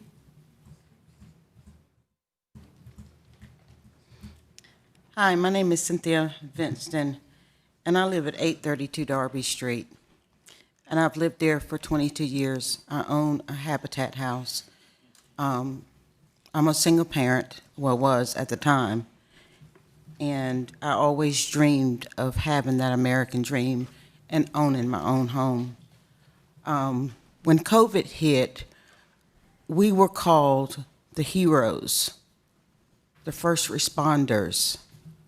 So I'm asking you now to be the first responders for people like me of low incomes, that their incomes a year is less or almost $50,000 a year. They can't afford the big houses. In my neighborhood, for almost 19 years, nobody wanted to come to my neighborhood. My neighborhood was the dumping ground and still is the dumping ground for trash and debris. And when contractors do these buildings, they dump it in my neighborhood, on my street. But now you're coming over and you're building all these $200,000 and $400,000 houses and apartments, and my neighbors that my children and I grew up with are losing their homes because the taxes have increased so much. It's not fair. And I'm asking you and begging you to have a heart. We need affordable housing. We need affordable housing. It's not a difficult thing. There are buildings that are empty that you can turn those in to affordable homes for us. You're clearing off all the other land. Why not give us that? Give us something. Show that you care. I voted for you guys. I depended on you guys to take care of us. I want to leave a legacy for my children, and I want other people like me to have that legacy. So I pray that you understand how it feels not to be able to afford health care, or not to be able to buy groceries for your children, or you sit and watch your children eat and you don't, just to make sure that they get enough. Think about that. Thank you. Thank you.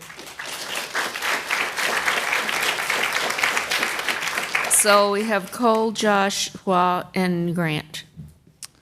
I'm opposed to the increase in the RPD budget from about $124.5 million to $131 million, which is a 5.2 increase, despite the same budget document showing that there's been a 25% reduction in calls to RPD. I would like to see the budget amended to bring funding for RPD down to $110 million at the most, which is close to the actual amount spent during the fiscal years 2020 through 2021 and 21 through 22. I think that $21 million would be better spent on public services like public housing projects, targeting 0 to 30% AMI, greater route coverage and frequency of Go Raleigh services. And I think increased funding for law enforcement means increased enforcement of immoral laws like abortion bans, no-knock warrants, which are often at the wrong address, any anti-LGBTQ plus bills that might make their way through the General Assembly, and the failed war on drugs. These immoral laws shouldn't be enforced and should not be given an additional $21 million to enforce them. I'd also like to second what Ms. Rainey said about instead of having a civic center, using that $50 million roughly, targeting public housing projects at 0 to 30% AMI. Also, this might be a little petty of me, but I noticed there was $40,000 for Blue Ridge Corridor Alliance. And it was for economic development. I don't really trust that me personally, I don't trust that Blue Ridge Corridor Alliance, that money would be best spent with them. I know it's a small amount in $1 billion budget, but I think it would be better allocated anywhere else. Finally, I like that there's a composting program study coming up in the budget. There was something else I think I liked, but I forget what it is at the moment. Thank you. Josh? Josh Bradley, 1324 Spring Lawn Court. I'm not going to take a lot of your time. I assumed that they were going to cram all the opponents into 8 minutes. Thanks for not doing that. A couple of things I want to speak on since I've got the 3 minutes. One of them is that there are people that think that evolution is not settled science, right? Because they always give an equal airtime with the one scientist that oppose it and the 999 scientists that say there may be a God, but evolution happens, we see it. And that's what you do with these public hearings, given 2 people 4 minutes each and 30 people 8 minutes normally. So I think I appreciate what y'all did giving people to speak, because that actually brings it out. If people are really opposed or in favor of it, they should be lined up out here too. So that's all I'm saying. And it comes to, I mean, you can give police folk raises, I guess, but just don't give them their department more money. Like, you can just budget what they have accordingly. You could pay officers more if they don't carry a gun. And it would be easier to get more support for this if they didn't tend to randomly murder unarmed people. It happens. It's happened here. I think it's something that you need to consider a majority unarmed police force, which would be probably cheaper, I would think. So, yeah. The city budget should be almost focused entirely on housing. And I'm going to say workforce housing, low-cost housing. Affordable housing doesn't mean anything because rich people can afford a whole lot and it's affordable to them. The upperly mobile middle class makes a lot of money so they can have a house. It's not a problem. And anything that we take away from that we put into parks, we put into policing, that we're not putting into services is unfortunately a failure of our city and ourselves as a society. It's important that if people are really concerned about public safety and crime, the only statistical thing shown to lower crime is making sure that people have housing and services. It's the only thing that's ever been shown to do that.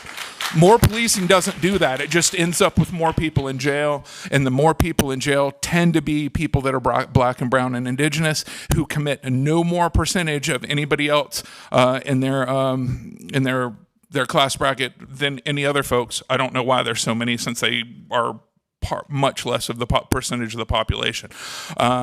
So the real crime rate in this country hasn't really gone up at all since the 1960s overall when it comes to population. So all this fear-mongering that's coming about public safety and stuff is crazy. And another thing is, if you really want to solve like mass shootings and gun crimes, ban guns from white men. And other than that, the people that come after me are preferred before me. So, Thank you. Hua? Hi, I am here to speak against the city budget. And I'm going to first to say that the Refund Raleigh members who will speak after me are going to go in so much more detail on how the money should be spent instead of putting it into police. So I will give time for them to speak on that later on. I also want to bring up a point that earlier the city voted on an amendment to adopt resolution authorizing city manager to execute necessary instrument to donate service dog, basically helping a service dog from police to find a home. That's a very nice treatment. What are you doing the same for people who suffer mental health crisis? That's a thing to think about. Second, the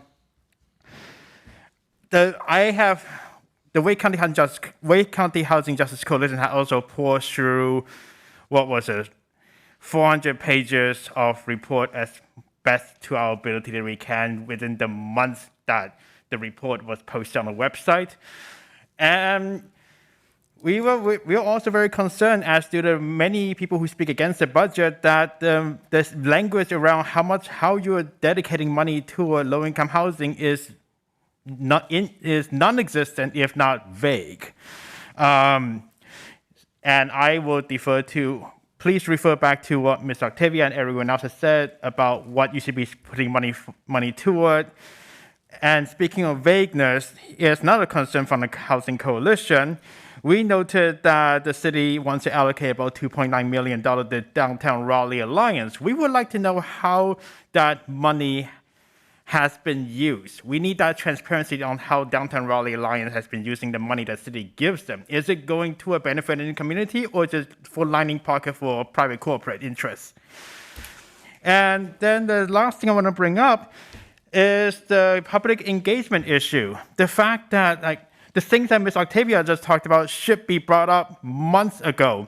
The city should consider doing something along the lines of a public budgeting process that happens months in advance instead of just giving us a 400-page report a month before to review. Are people going to have time to review all that? It's really difficult. As opposed to Durham, which I believe, look into it, Durham, I believe, gave the people pot of money and asked the people, what would you do with this money? And just let the people decide. You have to put trust in the people. This is money that coming from people's tax dollar.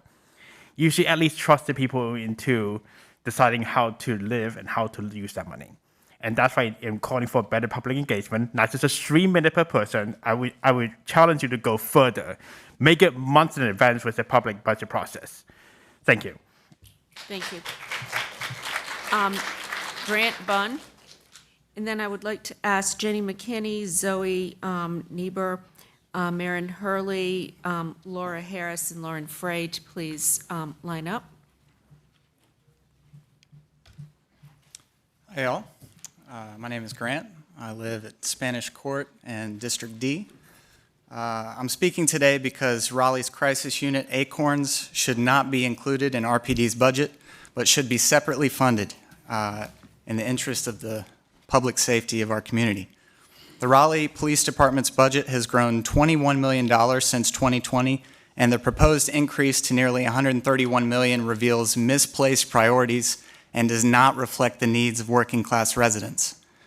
Durham's HEART program, on the other hand, sends a mental health clinician, peer support specialist, and an EMT to crisis calls, and in their first 11 months, they've responded to over 6,000 calls and 0 required police backup. The HEART program and also Denver's STAR program are both great examples of well-functioning crisis units, and if you are committed to honestly addressing public safety, then you should remove police officers from Acorns and establish funding that is distinct from RPD's budget. Thank you.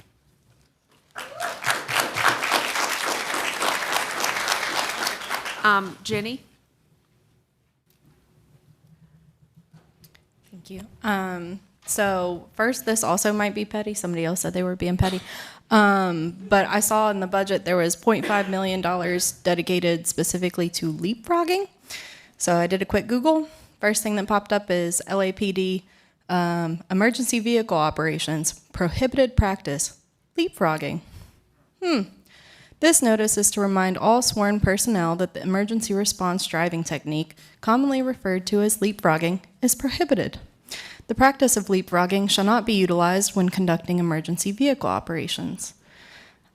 Training staff found this tactic to be a perishable skill that involves ongoing training in real-world and street environments. The lack of formal and ongoing training combined with the public's expectation of safe emergency vehicle operations from law enforcement results in this practice being found to be unsafe. So there's $0.5 million that could go to the HEART program. One thing about establishing that program is that you should allocate funding to engage the public meaningfully, and that involves also engaging people who are unsheltered to find out what ways this program could bridge the distrust that has been seeded by the City of Raleigh and by RPD. Frankly, many of the institutions whose stated mission is to serve them have also broken that trust. I should know I worked for Salvation Army for 2 years.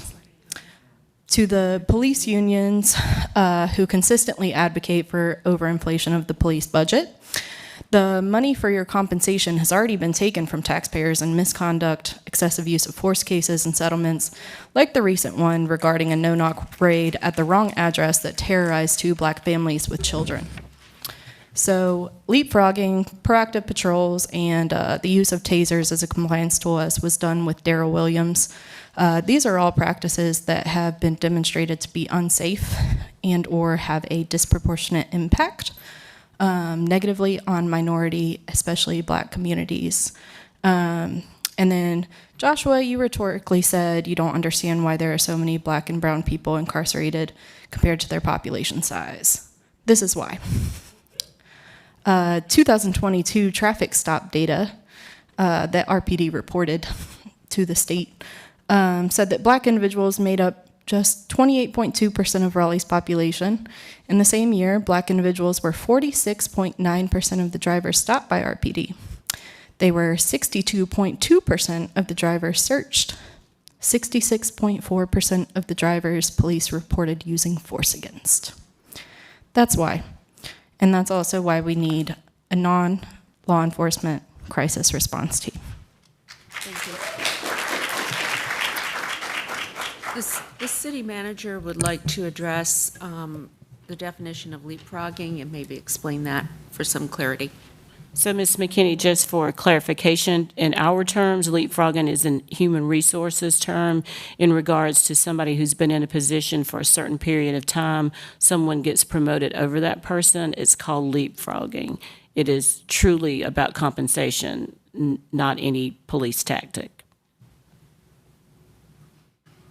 Okay, Zoe Niebuhr. Good evening. My name is Zoe Niebuhr, and I live in District D on Kings Court. And I oppose this budget as it stands because of the amount of money allocated to the Raleigh Police Department. It just continues the practice of addressing our housing and mental health crisis by throwing more money at police. I would like to see Acorn taken out of the RPD budget, and I would like it to be independently operated. I'd like to see RPD headcount go down and hire social workers, clinicians, and mediators instead. The Durham Heart program is really leading the way. And although 24/7 service would be ideal, out of 6,000 calls, not a single one of them required police to be called. So there is no excuse for us to be putting more into police headcounts when we could be investing into a mental health crisis response unit that is independent from the police. I also want to ask the council, what are the plans on doing community engagement to establish this independent mental health crisis unit? Thank you. Thank you. Maren Harley.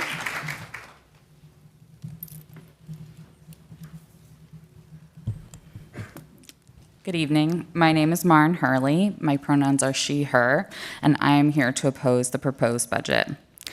The needs of our community have not changed since we were here last year asking for the essential and deeply needed policies like living wages for city workers, affordable housing, quality public transportation, and a mental health crisis response team that does not include police. These necessities have not been met, and the Acorns program is insufficient to make our communities safe. The data and the people reflect what we already know. Investing in police is not a solution to mental health crises. We know personally, and the studies corroborate, that police do not protect us from mass shootings or lower violent crime rates. Rather, police exacerbate mental health crises, abuse our houseless neighbors, and continue to murder and terrorize communities of color, particularly Raleigh's Black community. Investing in police is only an investment in violence and brutality. I stand with Refund Raleigh's demand for a crisis response and support team modeled after the Durham Heart Program. After more than 400 mental health calls to the Heart Program, none needed police involvement. The City of Raleigh has the opportunity to meaningfully invest in the safety and well-being of Raleigh communities. The only way that this program can be successful is if it abandons reliance on police and instead centers community both in the development of the crisis response program and in the employment of peer support specialists from the communities it will serve. Raleigh deserves more than this cowardly budget, and it is the community that should be deciding how public money is spent. We ask you to join us in creating a safer and more equitable Raleigh. Thank you. Thank you. Laura Harris. Is Laura here? You come up, please, and then Lauren Frey.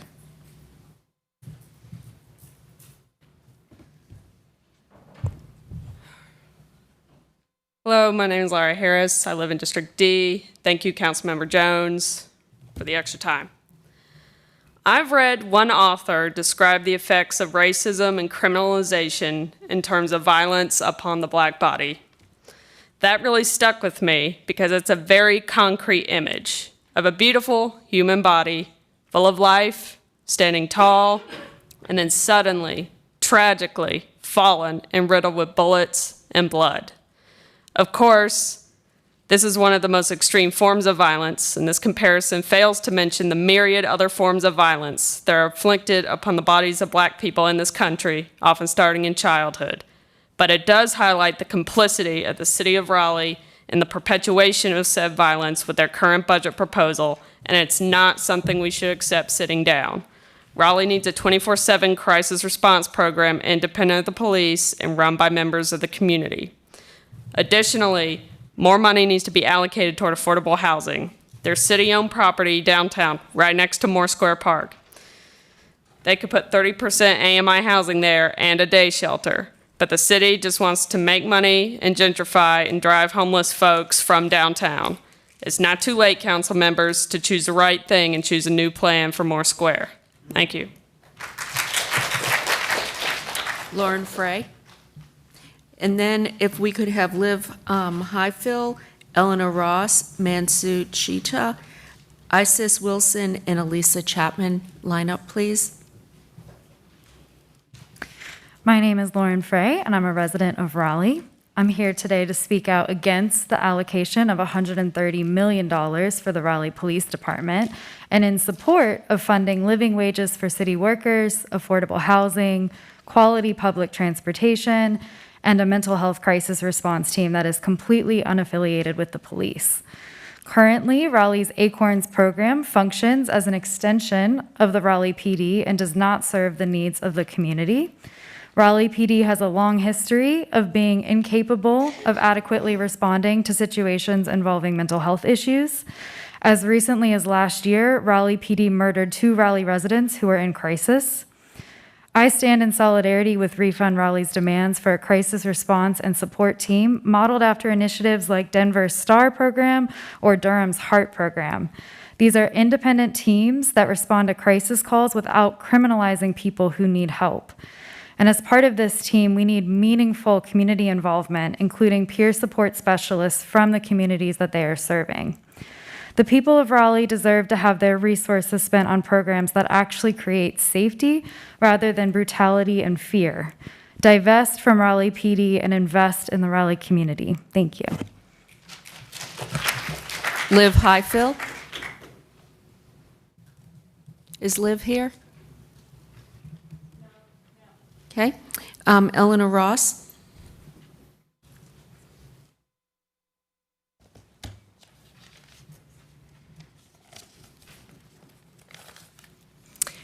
Council, Mary Ann, my name is Eleanor Ross, and since you took away my public comment slot, I am going to be giving both my public comment and my public hearing now. So I would like to address the council on the proposed sale and redevelopment of city land around Moore Square and their lack of transparency on it. The city issued a request for proposals and voted on them last year when only half of the current council members were in office. The proposal selected was from Loden Properties, a company that's gentrifying Glenwood South and a host of other areas around the Triangle. We also submitted a proposal. Talk about providing solutions to issues. We gave you a whole proposal, and it had drawings and everything. I'd like to know why that proposal was not chosen. I would like to know why not a single city council member even reached out to us to talk about it. The proposal includes ideas for combating homelessness, safety issues, mental health problems, the downtown food desert, and unemployment, all with those little plots of land. Kind of feels like you want solutions from the people until they give you some that you don't like. So tell me why no one on the city council was even a little bit interested to discuss it further. We got unresolved public records requests and 90 seconds for a public comment.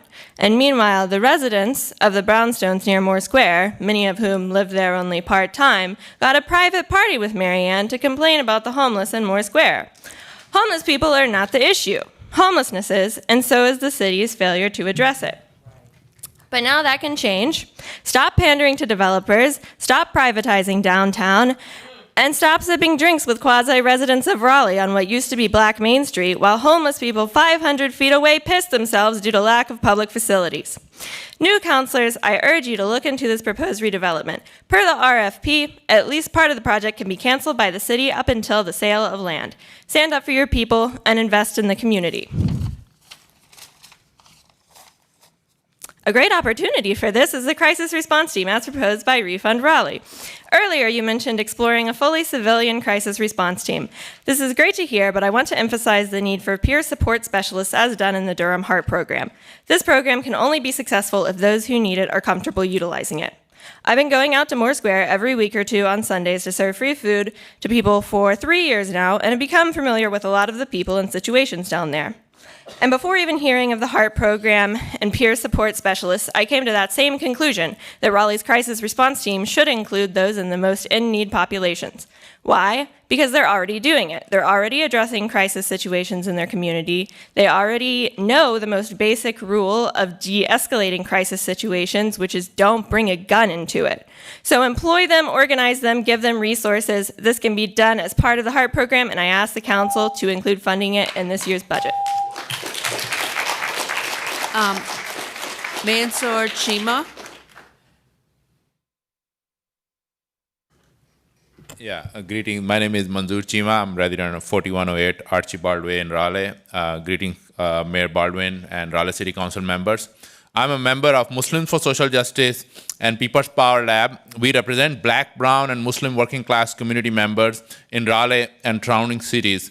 Many of our members are unemployed, underemployed, lack health insurance, suffer mental health crises, food insecurity, housing insecurity, substance abuse, and other oppressions. We reject this budget since it does little to help the impacted people. We are especially opposed to the bloated police budget that does not offer any help to our community members, doesn't offer security and safety to our people. We want Raleigh to follow the example of Durham HEART program and invest in non-police program for responding to crisis. We specifically demand that you should implement Refund Raleigh's proposal for the crisis response team, which will be led and guided by people in the community who are closest to the people, who are building the movement with the impacted people. Thank you so much. Thank you. Isis Wilson. Is Isis here? Okay, Alyssa Chapin. My name is Alyssa Chapin. I am a resident of the city of Raleigh, and I am here today to support the crisis response program similar to that of Durham's HEART program. It feels necessary to remind the council that everyone has somewhere to be. It feels necessary to say that you all were voted into office to spend your time here while people are leaving their families and their jobs to be here. Your concern for your own time undercuts and disenfranchises the democratic process. We thank you for your consideration of the crisis response team that is unaffiliated to the Raleigh Police Department, but your consideration simply means that there is more work to do. This is work that must be done with very clear ways for the community to be involved in its development. Last year, we came before you and we asked that the same basic needs be met. We asked for a living wage for city workers and a response team that could address mental health crises without police presence. Our asks remain the same of such a crisis response team because the data and the people who supporting this program consistently also are showing up and asking for this.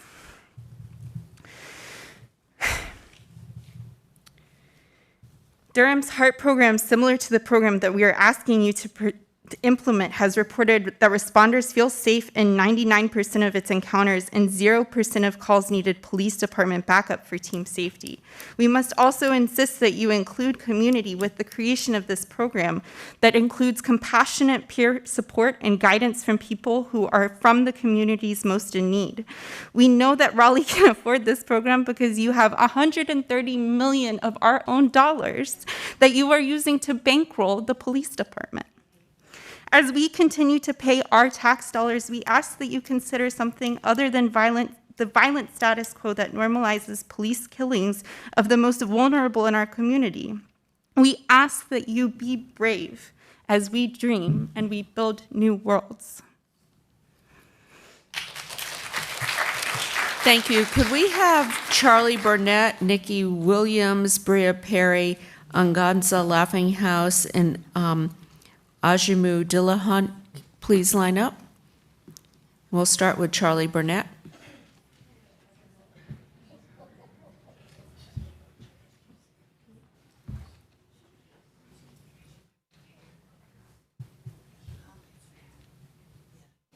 Is Charlie Burnett here?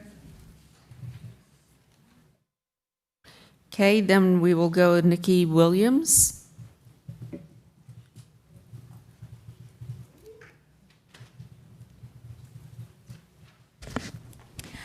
Good evening. My name is Nikwe Williams, and I will begin with by reciting a prayer.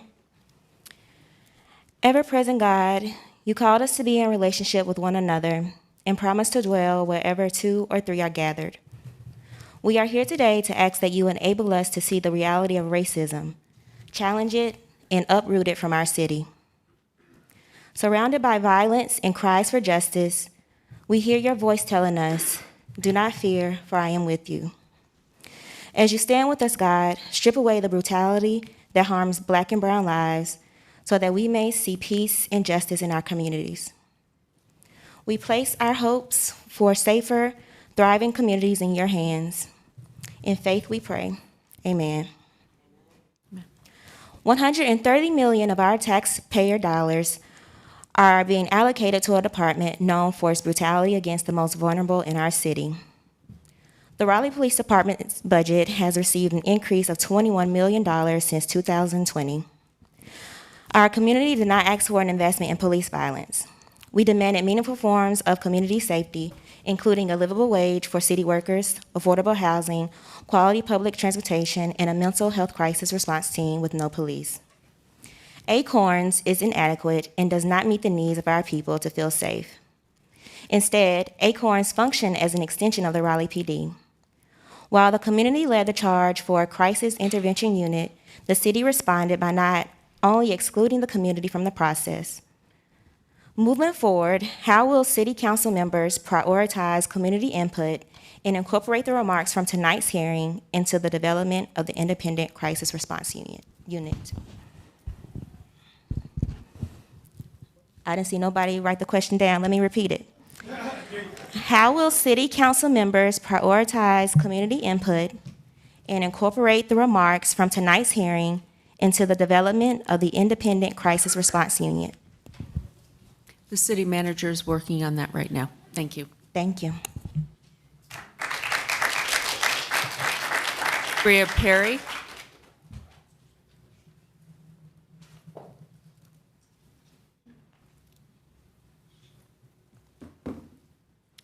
Hello, my name is Bria, and I have been a resident of Raleigh since I was born.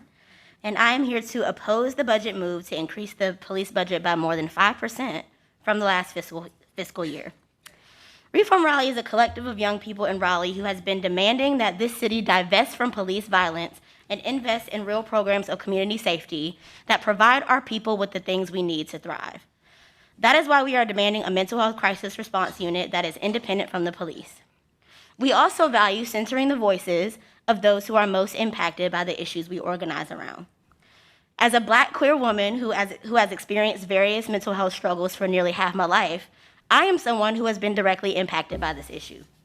So instead of repeating the compelling facts and statistics that have been shared by my comrades before me, I'm gonna get a little personal. When I was in college, a time where I consistently found myself in crisis, a well-meaning friend decided to ask the police to conduct a wellness check on me after not being able to get in contact with me for a few weeks. When the police arrived at my door, not only did their mere presence escalate the anxiety attack that I was in the middle of, they also barged into my living space and turned it upside down by hounding me with questions as if I was being accused of a crime and not someone who was in a vulnerable position and in need of care. The only reason they ended up leaving was because my neighbors just so happened to be passing by and advocated for me. Were it not for them, I might not have made it out of that interaction alive, especially considering how vulnerable I am to state-sanctioned murder as, once again, a Black queer woman. I share that story to emphasize that it is community that keeps us safe, not police. As we push for you all to put our money, need I remind everyone in this room that this city's budget is funded by our tax dollars. As you put our money where your mouth is in your support of establishing a mental health crisis response unit, independent from the police, we implore you to prioritize meaningful community involvement in this program by incorporating peer support specialists from the communities they are serving. My experience in college taught me that we are truly the only ones who keep us safe, who protect each other, who support each other and give each other care, while the police only find more ways to intimidate and sic violence on us when we are in crisis. Our neighbors just 20 miles away in Durham is accomplishing exactly what we're pushing for here. We have the same power, we have the same resources, we have the same time that they do. All we need is the will. I hope you all have the will. Thank you. Angaza Laughing House. And then after that, Ajamu Dillahunt.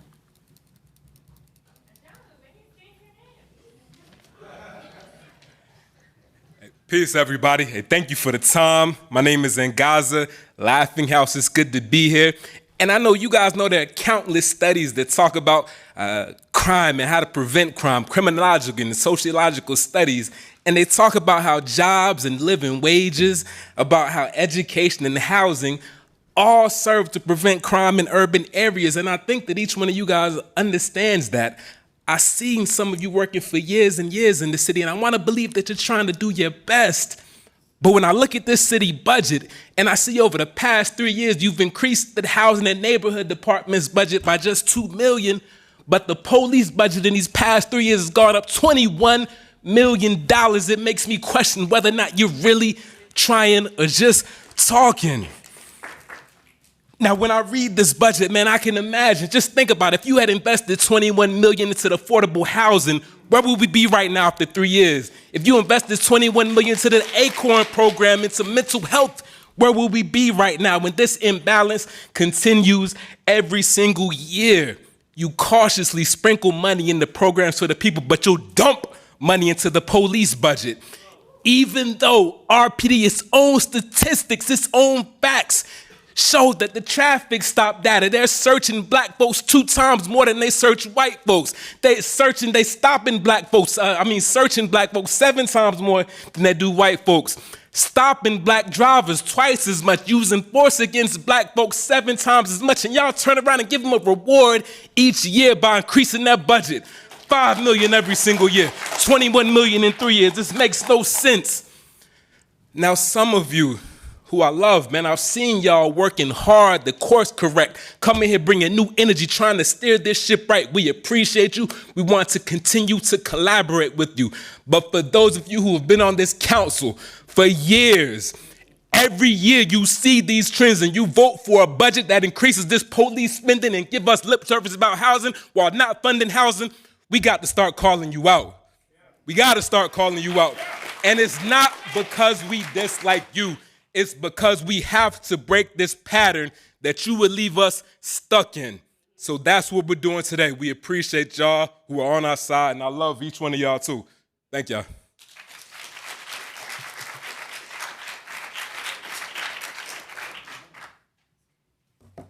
I think, Brother, if we could have Leon Cook up, Martha Hernandez, and Griselda Alonso following. Thank you. Yeah, I think Brother Angaza really shared what needed to be shared, and I almost don't want to share my remarks, but I'm going to proceed. But as someone born and raised in Raleigh who still lives in Raleigh, I come to the meeting today frustrated because we are behind. And though the comments by the city manager about the research going into the Durham Heart Program is very encouraging, it's still frustrating. Yesterday, I had a chance to attend Durham City Council meeting, and they're not just talking about the success of the Heart Program, they're expanding it. They're going from 12 staff to 24 staff members. And I just asked, what are we doing? And again, I hear what the city manager has said, but what are we doing? And at the community press conference before the actual city council meeting, 4 city council members came to speak in support of the expansion of the HEART program. And one city council member who is a professionally trained social worker and who's on faculty at North Carolina Central University, the #1 historically black college in the country, she talked not only in support of the HEART program, she talked about how she's taken students from the social work program at North Carolina Central University to volunteer for the HEART program, to work for the HEART program, and is incorporating that into its curriculum. So I asked, when we talk about resources and we talk about dealing with a problem, we talk about funding the Acorns program independent of the police. We have NC State with a strong social work program. We have a number of universities in this area who can contribute to that. The responsibility of the university in the first place is to take its knowledge from the campus and use it in the community.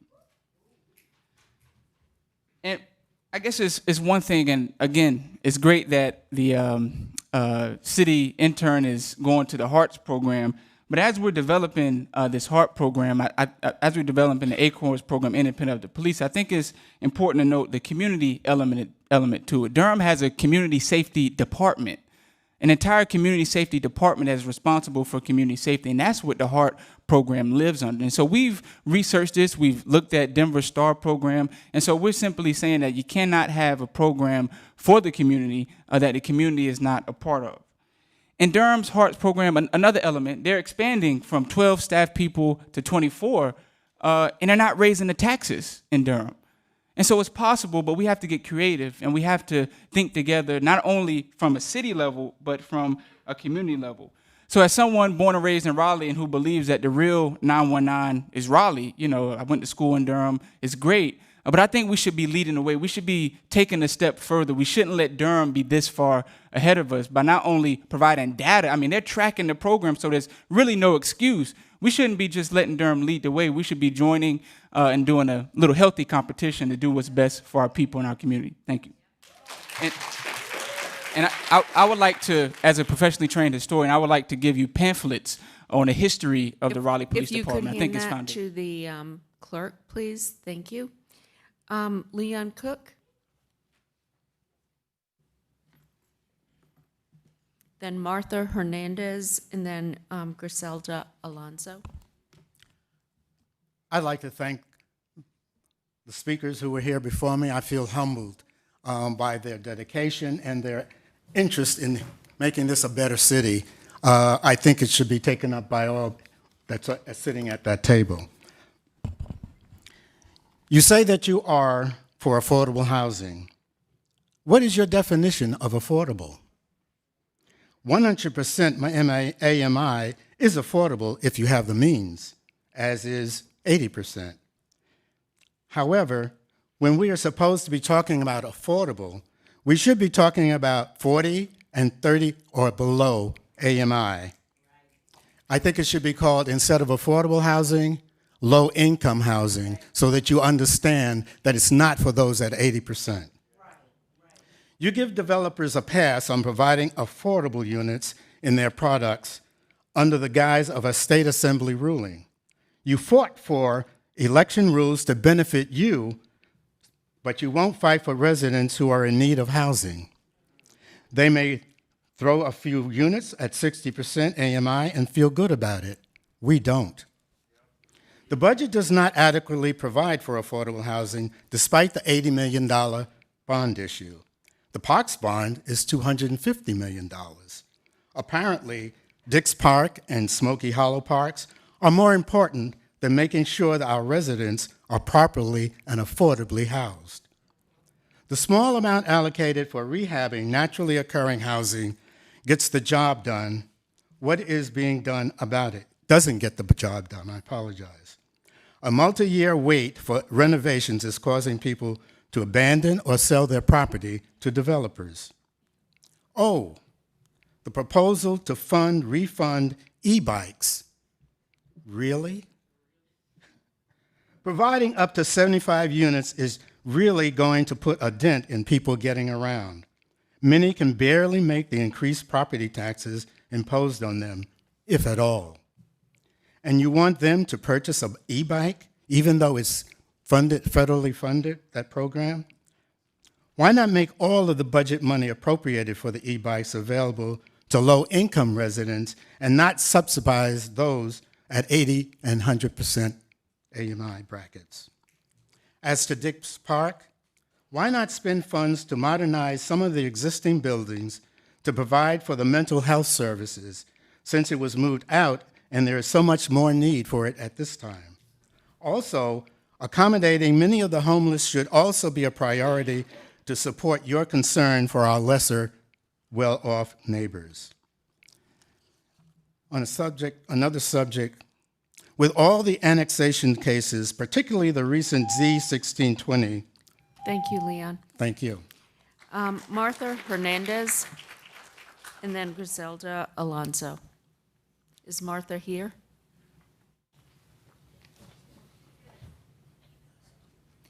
And Griselda?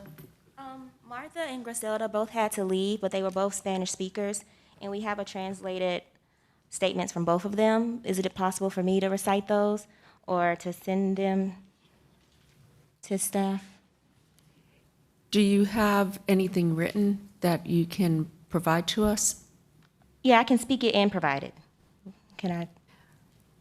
Rules of decorum don't allow that, but I'm going to say, okay, you've translated this? Yes. Okay. Do I get 6 minutes or is it 3? For 2 people? I'm sorry. 3. Okay. It's a shame that you want to allocate an extra $10 million to the police when there are other necessities our communities don't have. Wouldn't you think that prevention programs should be our priority because they are the strongest way to build safe neighborhoods? Crime prevention is not equipping the police with more and more money in arms.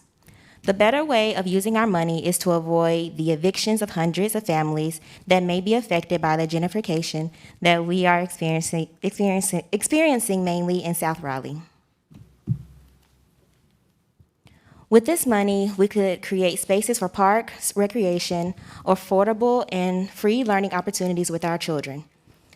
With this money, we could be preventing young people, unemployed folks from being victimized by systems of criminalization that primarily target our communities of color.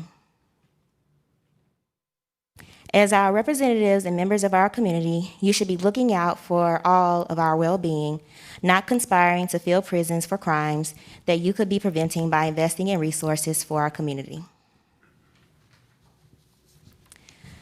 As a human being and taxpayer, I am here to ask you all that my tax dollars be put towards mental health resources, education resources, parks and recreation, and housing for communities of color.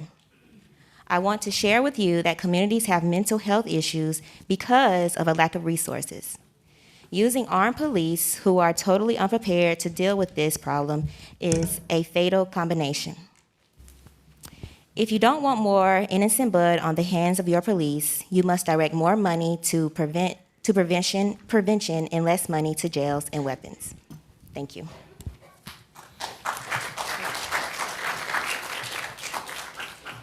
Thank you. I am going to now close the public hearing. This will come back to us on the 12th, right? Monday the 12th. Okay. And I'm going to ask that we take a 10-minute break, walk around a little bit, but be back here in 10 minutes. Thank you.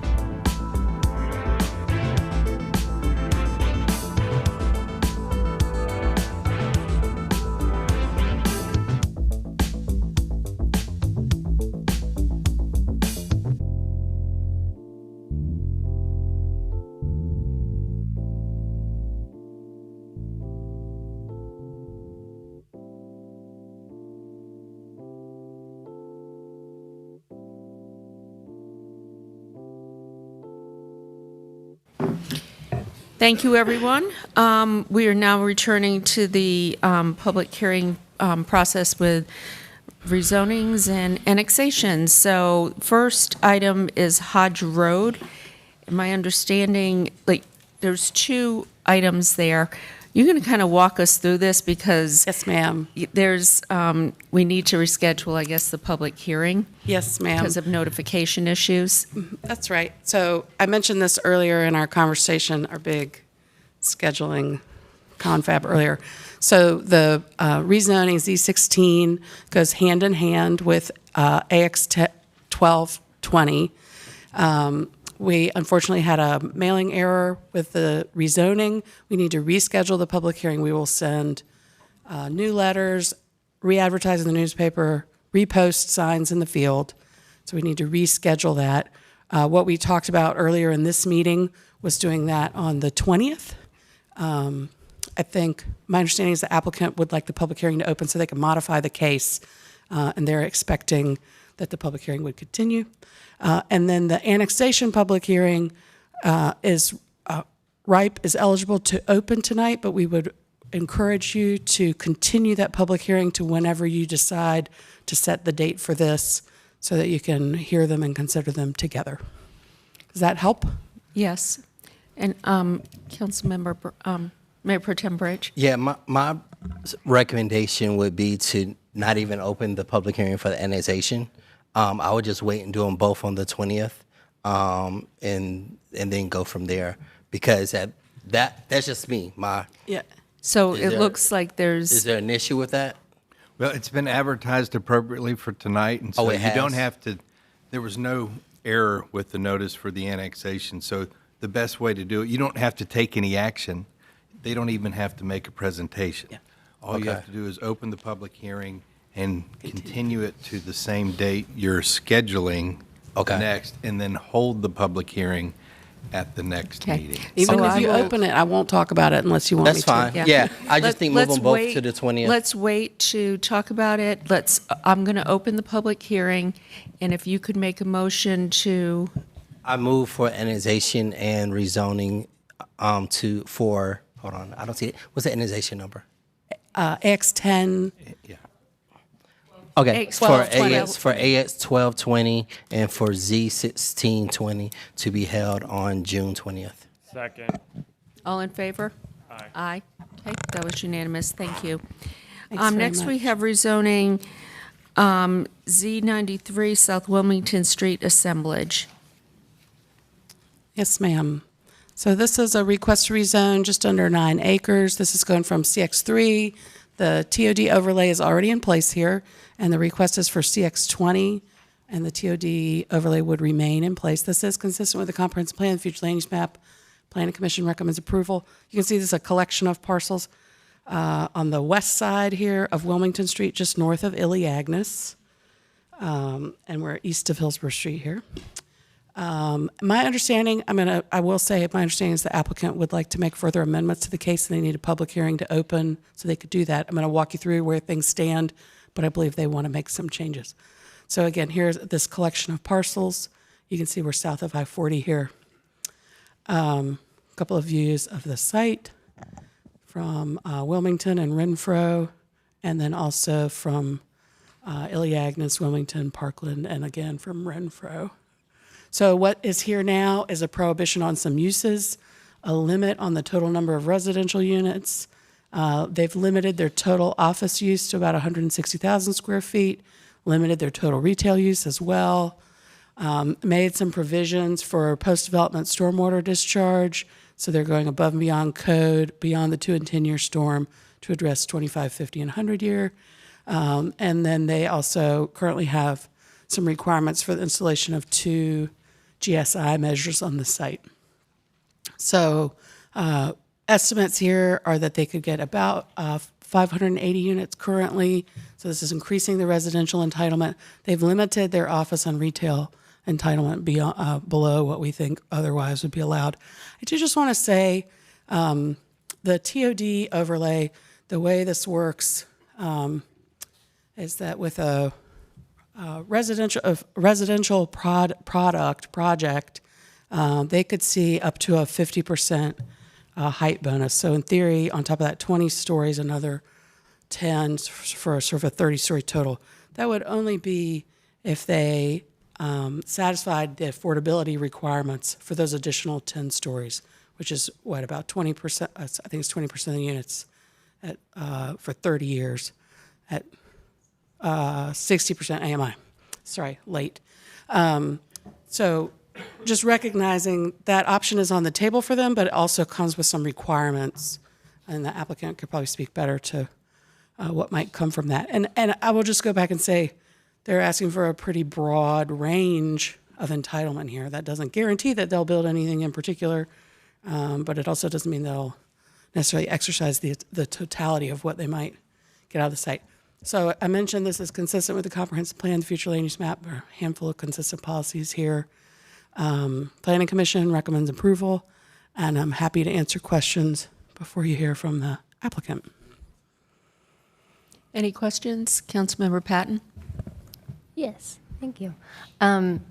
2 questions. If possible to know, and it might not be possible, but if they were to take advantage of that height bonus, how many units would be made possible? And like, I'm trying to get at like how many affordable units could be made possible. I can do some work on that and bring that back to you Sure. next time we talk about the case. How about that?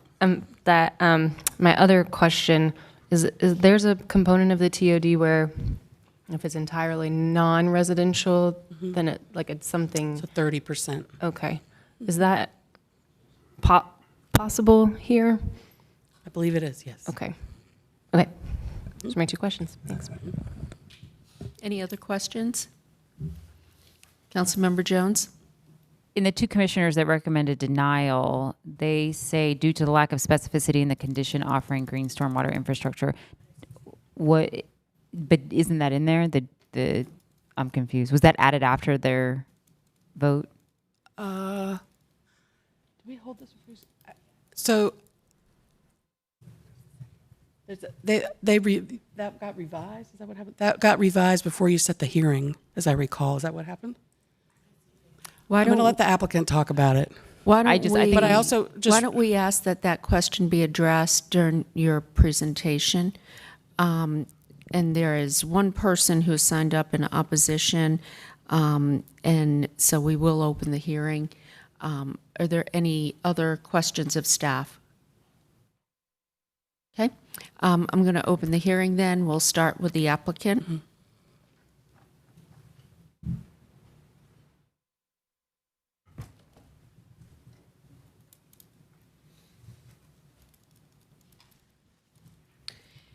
Good evening, Madam Mayor, members of council. I'm Jamie Schwedler with Parker Poe at 301 Fayetteville Street here on behalf of the applicant tonight.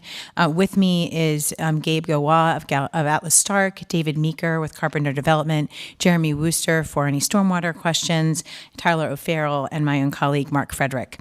The vision for this project is to restore this area as a southern corridor and gateway by adding a mix of new uses and opportunities to return this area to the vibrancy that it once enjoyed and away from the car-centric strip center development that it's become. The site is just 2 miles south of downtown and consists of about 17 parcels on 10 acres on the west side of Wilmington Street, just south of Parkland and north of Agnes Road. In the last 5 years, the city has adopted many plans to try to revitalize this area and then seek new investment. And there's 2 key policies that guide most of those plans. One is placing density and people close to existing transit and infrastructure, and then expanding the types of transportation choices to move people through the area and get them down to downtown. It's no surprise then that the city policies support the type of use, height, and potential mixture of uses and intensity that we're requesting here. That policy starts with a future land use map, which designates this area as community mixed use and envisions a larger pedestrian-oriented node with support for additional building height along the main area, which is close to a proposed transit station. The site is also within the South Wilmington Rush Special Planning Area of the Southern Gateway Plan, and that 2017 final study noted that this area has experienced urban fabric that's been eroded by a lack of investment and the overwhelming focus on the transportation transportation needs of commuters and visitors to downtown from outlying areas. The focus of that plan is to generate strategies for connectivity, infrastructure investment, and public realm improvements to support growth and reinvestment, and that's what we're trying to do here. The more recent BRT planning efforts also encourage density on this site. The project is in the BRT Southern Gateway corridor, shown in that bus BRT purple area to the left. The circle represents the transit station area, and it's also within the frequent transit area. All of these really support the height and the density that we're going for here. The urban form map designation recommends an urban frontage, and table LU2 supports building heights up to 20 stories that we're seeking here. Last year, the project site was also included in the transit overlay district, which is shown on the right side of your screen in the green hatch. And we wanted to honor that and carry that forward. I can answer some questions about the planned program, but really what we're seeking to do is the 20 stories and not preclude that bonus, that height bonus, but we have other ways of meeting the affordable housing needs of the city, and I'll explain that later tonight. The site is adjacent to a planned transit station, so it's exactly where you want to put people and commuters along the rail, allowing them not only to get downtown, but throughout the Triangle area. And while the BRT is in its early planning stages, our commitment to the frontage allows both of those projects to work together and kind of talk as they go through the process. And thus a change from the CX3 with TOD to the CX20 retaining that TOD directly conforms to the city's guidance. As the staff report notes, the building heights up to 20 stories are supported by both the flume and the urban form map. The urban limited frontage is consistent with the urban form map, and we've included several conditions, as you can see on your screen, to prohibit incompatible uses, to kind of put some parameters around the density and intensity, and to make this more compatible with the surrounding area. The stormwater measures that you see on the screen were those that were before the Planning Commission. Because the green stormwater infrastructure measure is something relatively new, there were some questions and there was some structural flooding that was documented. This site is fed by 2 different tributaries, and there was some question as to what that protection would really offer and whether it would go above code. And so since Planning Commission voted to approve this case, they did so on the consistency with the comprehensive plan. As you'll see on your screen, many of these policies support the height and intensity that we're going for here. But there were 2 comments, and so we'd like to be able to hold this open to the 20th to formally submit 2 additional conditions that address those comments by the Planning Commission. First, with respect to stormwater, there is an existing condition, condition number 5, where we commit to the 100-year storm for both tributaries, even though only one experiences structural flooding, so that's above code. And then in addition, the underline in bold on your screen, and I have paper copies if it's difficult to read, the underline provision would not only include these green stormwater infrastructure devices, but would also commit to a certain percentage being treated through those stormwater. So we're tying both volume, quality, and quantity all together in a way that I don't believe the city has experienced before. We discussed that at length with the staff, with stormwater staff. Wayne Miles is here tonight to address any of those questions, and their staff has done a wonderful job in working with us for this innovative type of condition. Condition number 7 is something that should look familiar because it's a similar affordable housing condition to what was offered in the Maywood case.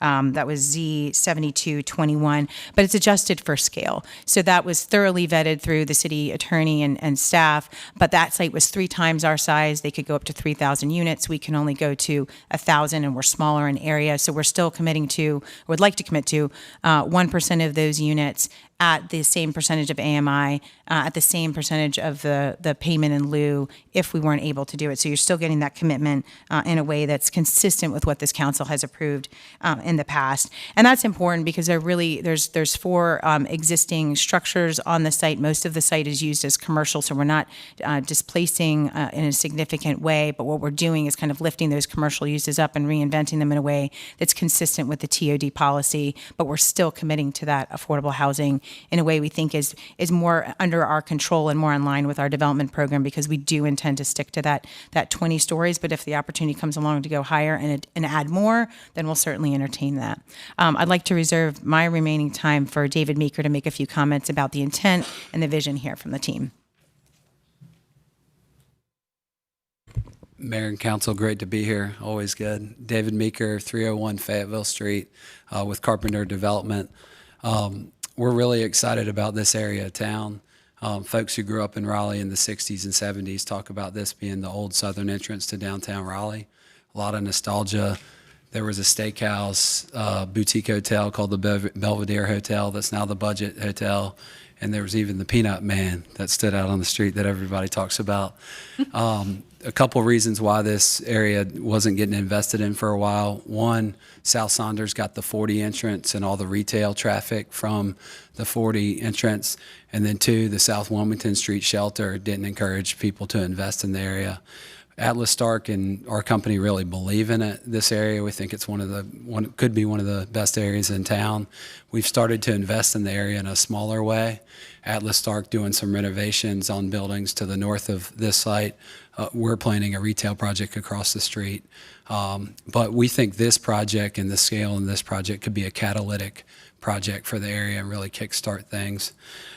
Last thing I just want to say is this location on the BRT line with the BRT plan with like these big bike lanes is really, really exciting. You can imagine people working downtown, no car, riding a bike, getting on the BRT and cruising in, and it being just a great way to live close to downtown Raleigh, but a little bit more affordable just because of the location. So thank you all for your time and open to feedback. Thank you. I wanted to ask Councilmember Jones, did you get an answer to your question about stormwater? Okay. Yes, condition 6 answered that. Thank you. Okay. All right. Now, Lisa Huguette has signed up to speak in opposition. Good evening. I only have one sentence really to speak up. Sorry. Good evening. I've already spoken with Jamie about the stormwater concern, and so we've zeroed out on that. My next question was about the property being within a TOD, and doesn't that require them to offer affordable units? So as the policy states, it says that the cities, for TODs, that additional height beyond the base district would be allowed if 20% of the additional units were made affordable to residents earning 60% AMI or below. So what is the base district? The current zoning is CX3. CX means normally 3 to 5 stories.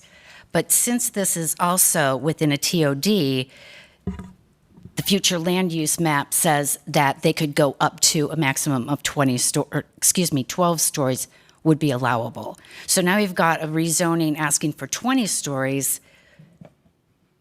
That's a height bonus, right?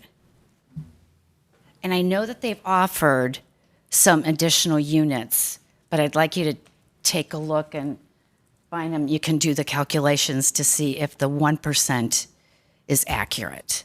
I don't know, I've not done the calculations, but since I read the application, they certainly have addressed the affordable housing units, and we're smart enough to work with the city attorney and copy what you guys have already approved, so I'm happy for that.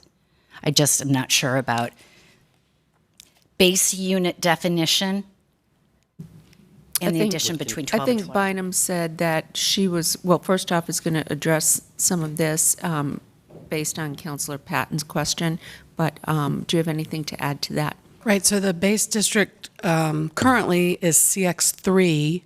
So right now, to access the additional height, they could have up to 5 stories, provided those additional 2 stories met the affordability requirements. They're asking to go to change their base district to CX20, which means to access the 50% height bonus, that additional 10 stories, they would have to meet the affordability requirements in stories 21 through 30. Can I provide some clarity that may be helpful as well for you, Lisa? So CX3, for them to go the additional 5 stories, they don't have to come for a rezoning. That's right. So because they're coming for a rezoning, that changes the base zoning. That's right. 12 stories was in the comp plan as allowable within a TOD. I saw that definition in the future land use map. Well, let's let Bynum. Yeah, it depends on the urban form designation, and so the policies here do support the 20-story request. Okay. Any additional questions?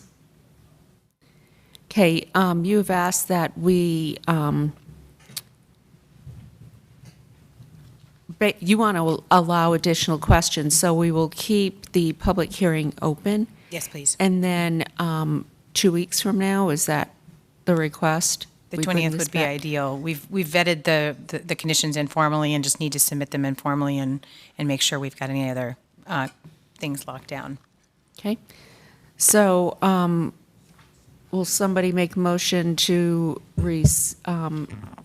move this forward to the 20th? Yeah. Defer to the 20th? And would that be to hold the case or continue it to June 20th? Continue it. To continue it, I will make a motion to June 20th for this case.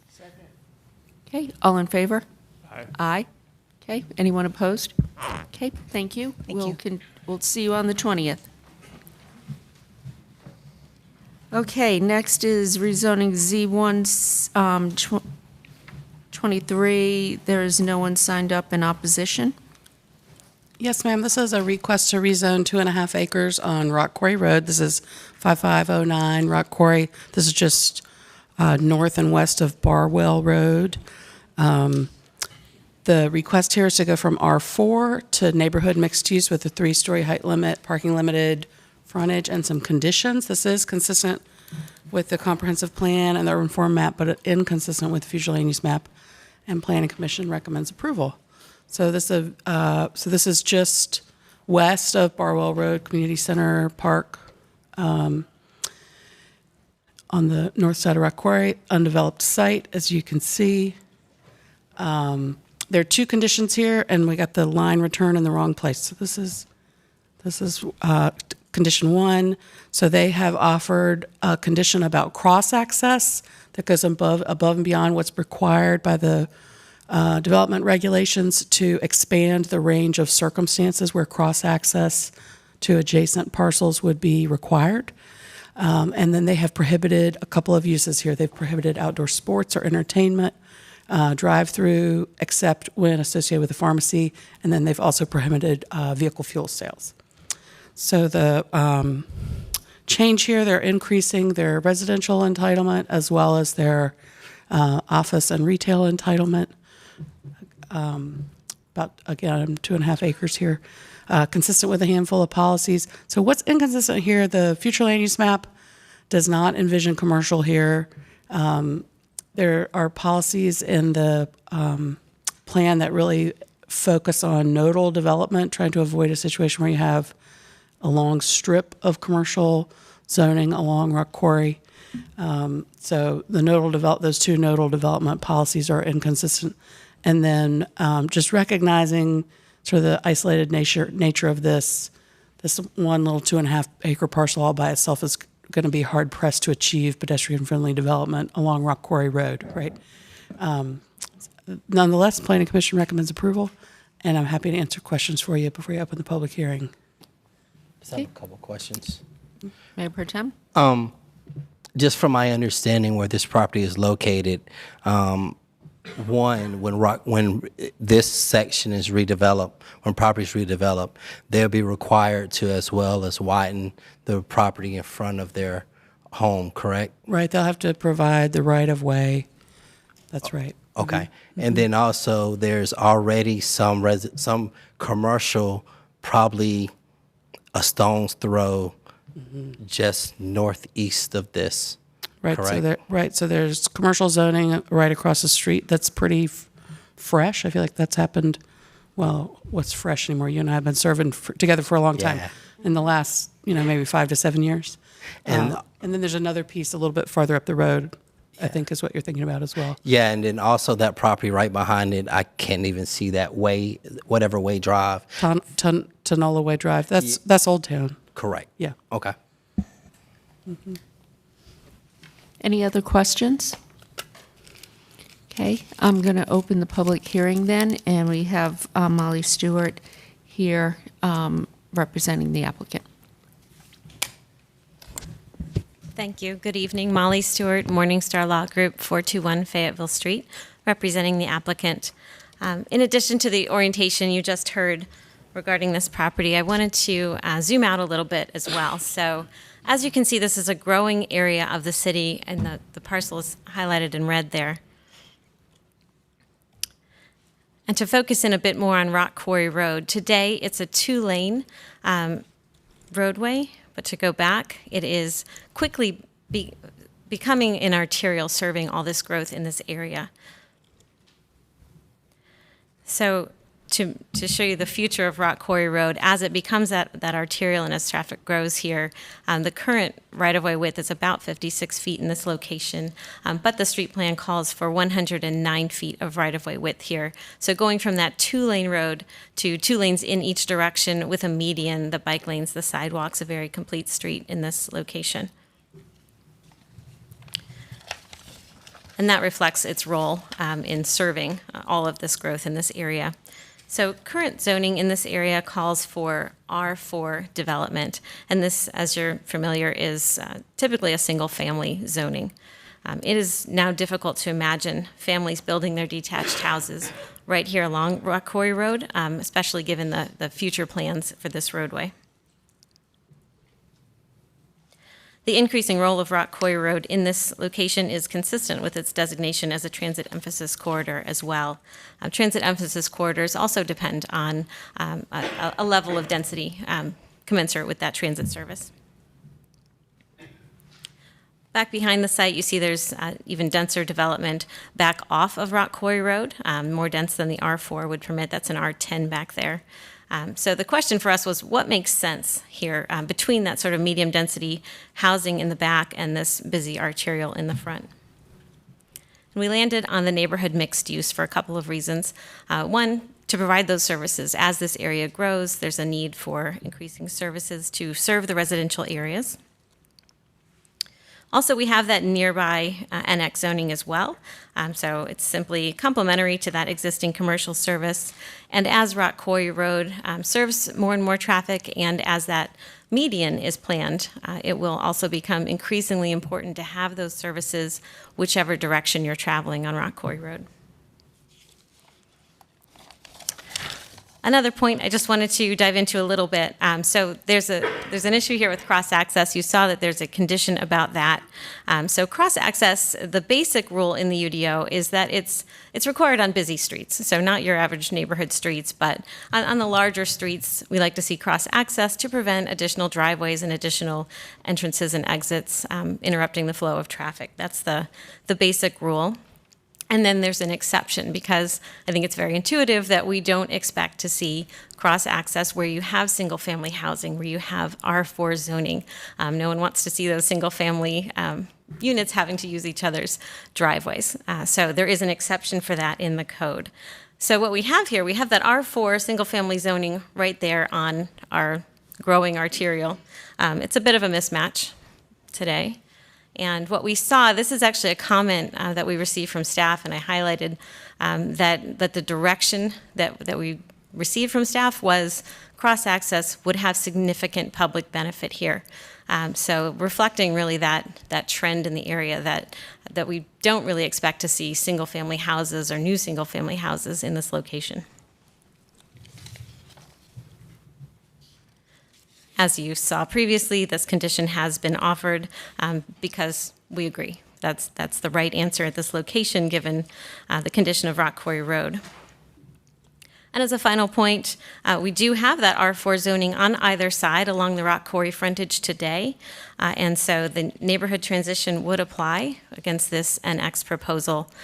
So continuing that buffer for so long as those single-family zoned properties continue to exist in this location. And one moment. So in summary, this request is the minimum that makes sense in this location. It's working to strike a balance between the R10 residential behind it and the NX across the street and the busy Rock Quarry Road.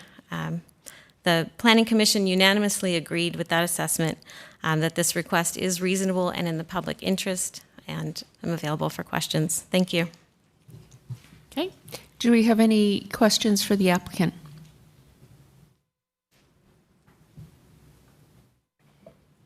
Okay, I'm going to close the hearing then.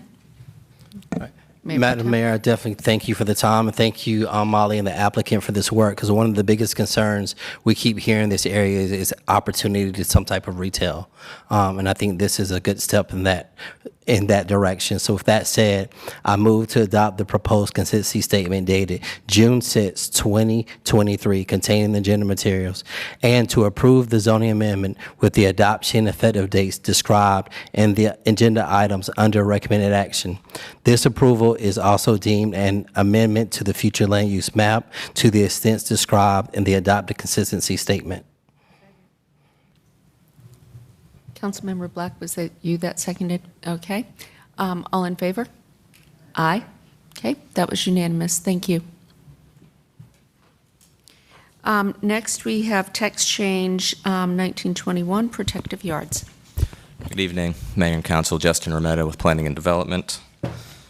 This is an external text change request. It was filed back in July of 2021. It's been around for some time, but was most recently discussed in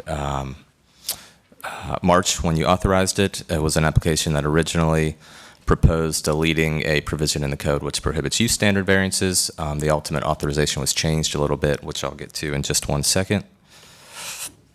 But just a little background about this is really a reorganization or structural change to the code. So just some background about how the code organizes uses. There are three main types. There's our permitted uses. Those are uses where they are permitted by right. If I meet all the standards of the code, I'm entitled to an administrative permit that's issued by staff. Special uses require the issuance of a special use permit and approval from the Board of Adjustment after a quasi-judicial evidentiary hearing. And then there's limited uses. Those are kind of in between. I have to meet the base standards of the code, but there may be some also use-specific standards that I also have to comply with.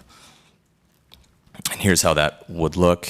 An example in the use table today, you can see the zoning districts in the columns going from left to right, and the uses, allowable uses in the rows with the various L's, P's, and S's indicating the types of uses that they are in those districts. There is currently a prohibition on use standard variances that's existed in the code since it's adopted, and again, that was the original request from the applicant. It's really meant to protect from any appearance of running afoul of state law, which prohibits use standard variances. So if I want to operate a use in a zoning district that's not allowed in that district, I can't seek a variance for that. I have to come to you for a zoning case as a legislative decision. But ultimately what was authorized, given that, was just removing any use standards that relate to protective yards. Those are landscape standards out of the use standards for any specific uses, removing those to, not removing them, but moving them to a different section of the code in Chapter 7. Now here's an example of a daycare center. A daycare center is a special use in residential districts. It's a limited use in mixed use districts. In either case, I have to comply with all of those use standards that you see on the screen. You can see there's a host of them. But two of those are the requirements for a protective yard, one along the perimeter of the property and one along the street.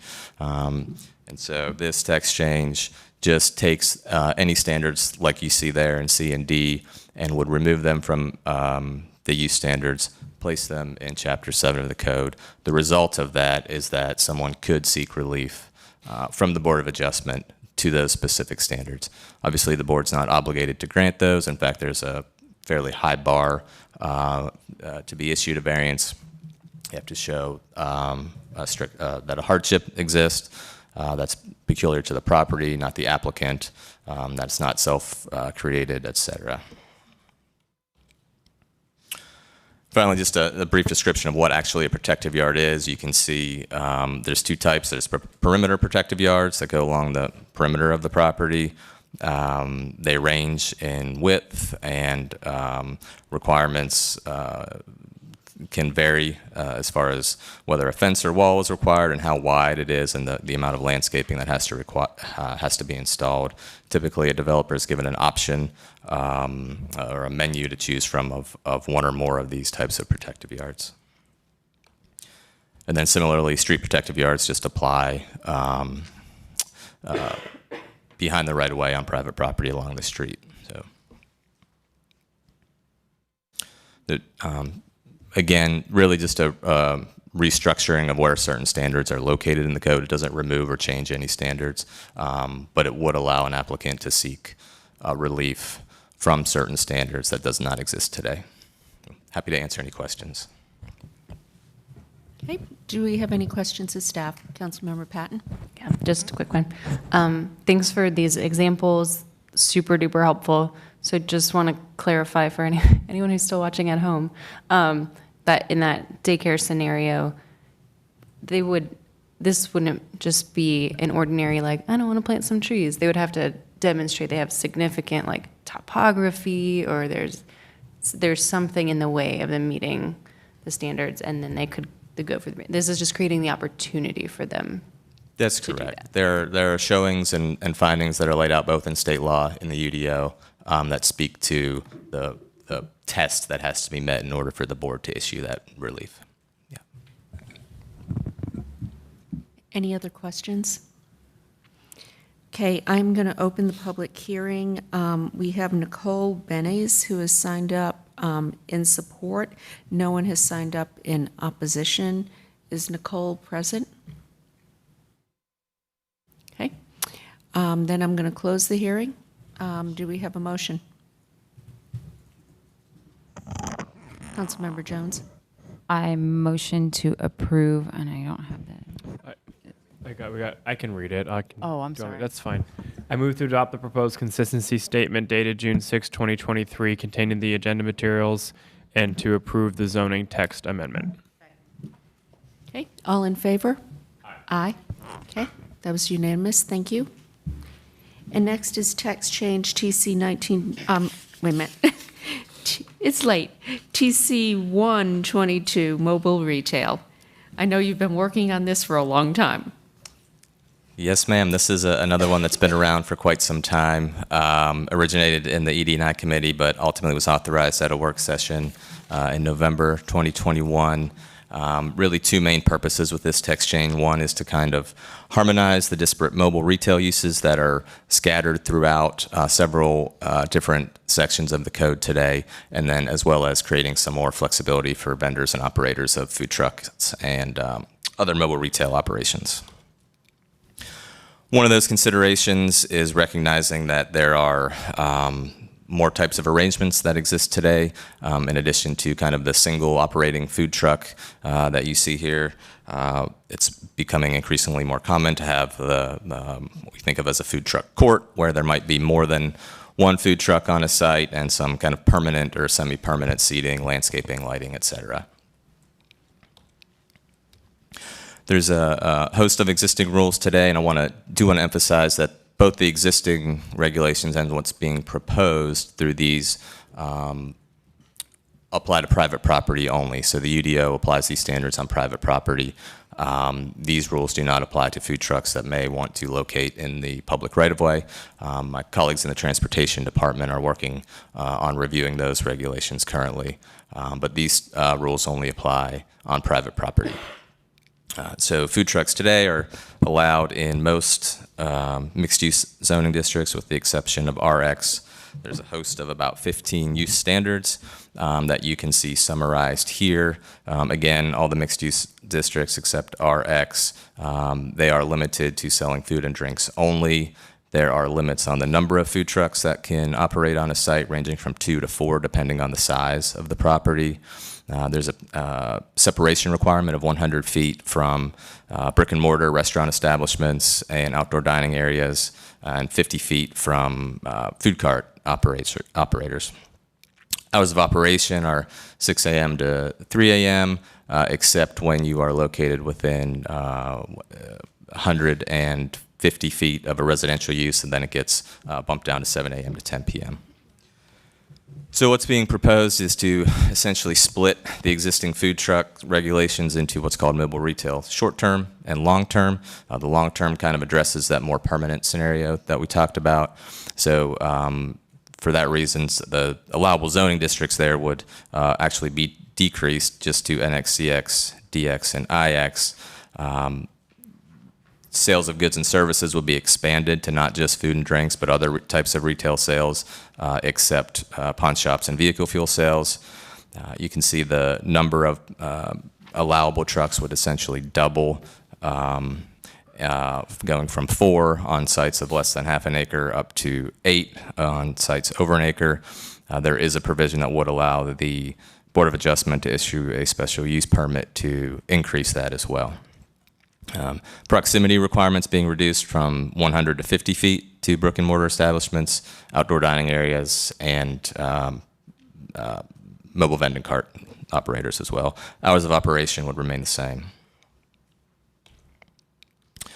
Other requirements, they would be permitted 1 A-frame sign. No signage is allowed today so long as it's not illuminated. Seating can be provided so long as the property owner provides it. Protective yards, we just heard about protective yards. One would be required if the court is located closer than 100 feet to a residential use. There would be setbacks, prohibition on portable generators, so a more permanent electrical service would have to be provided, requirements for non-roadable surfaces, and requirement for restrooms as well. The kind of second prong then would be short-term mobile retail. That's taking the existing temporary mobile retail standards and repurposing them as you see here. The allowable zoning districts in this case would be expanded to RX and IH. Same retail sales requirements that would apply to the long-term option. And you can see the density allowances there for 2 vehicles on less than half an acre, sliding scale up to 4 vehicles on lots greater than an acre. Same proximity requirement, same hours of operation. Same outdoor seating requirements, except that it would have to be removed when the food truck is not in operation. Signage as well, 1 A-frame sign that has to be removed when the truck's not on site. One change here is that a food truck or mobile retail use could operate on a site that does not have an existing use on it. That's a change from today's regulation for up to 4 hours in any given day. If there is an existing principal use on the property, they could operate for up to 8. Same setback and surface requirements. However, the permanent electrical service and restroom facility requirement would not apply to the short-term option. Finally, just there are some changes to the outdoor mobile vending cart regulations as well. Again, these are not the push cart operators that you see on the sidewalks. These are on private property, someone that wants to operate in a shopping center or a parking lot of a big box store. But a little more flexibility being provided here, increasing the number of allowable carts from 2 up to 6, and increasing the distance that it can be from the building from 25 to 50 feet. And then finally, the hours of operation just match what was recently put in the city code for other push cart operators. And that concludes my presentation. Happy to answer any questions. A lot of work and a lot of thought went into this. Thank you. Any questions for staff? Okay, no one has signed up in support and no one has signed up in opposition. So I'm going to open the hearing and close the hearing. Do we have a motion? Councilmember Melton? Yeah, thanks for all your work. I don't even remember when we talked about this in EDI. It was that long ago. It was a different council.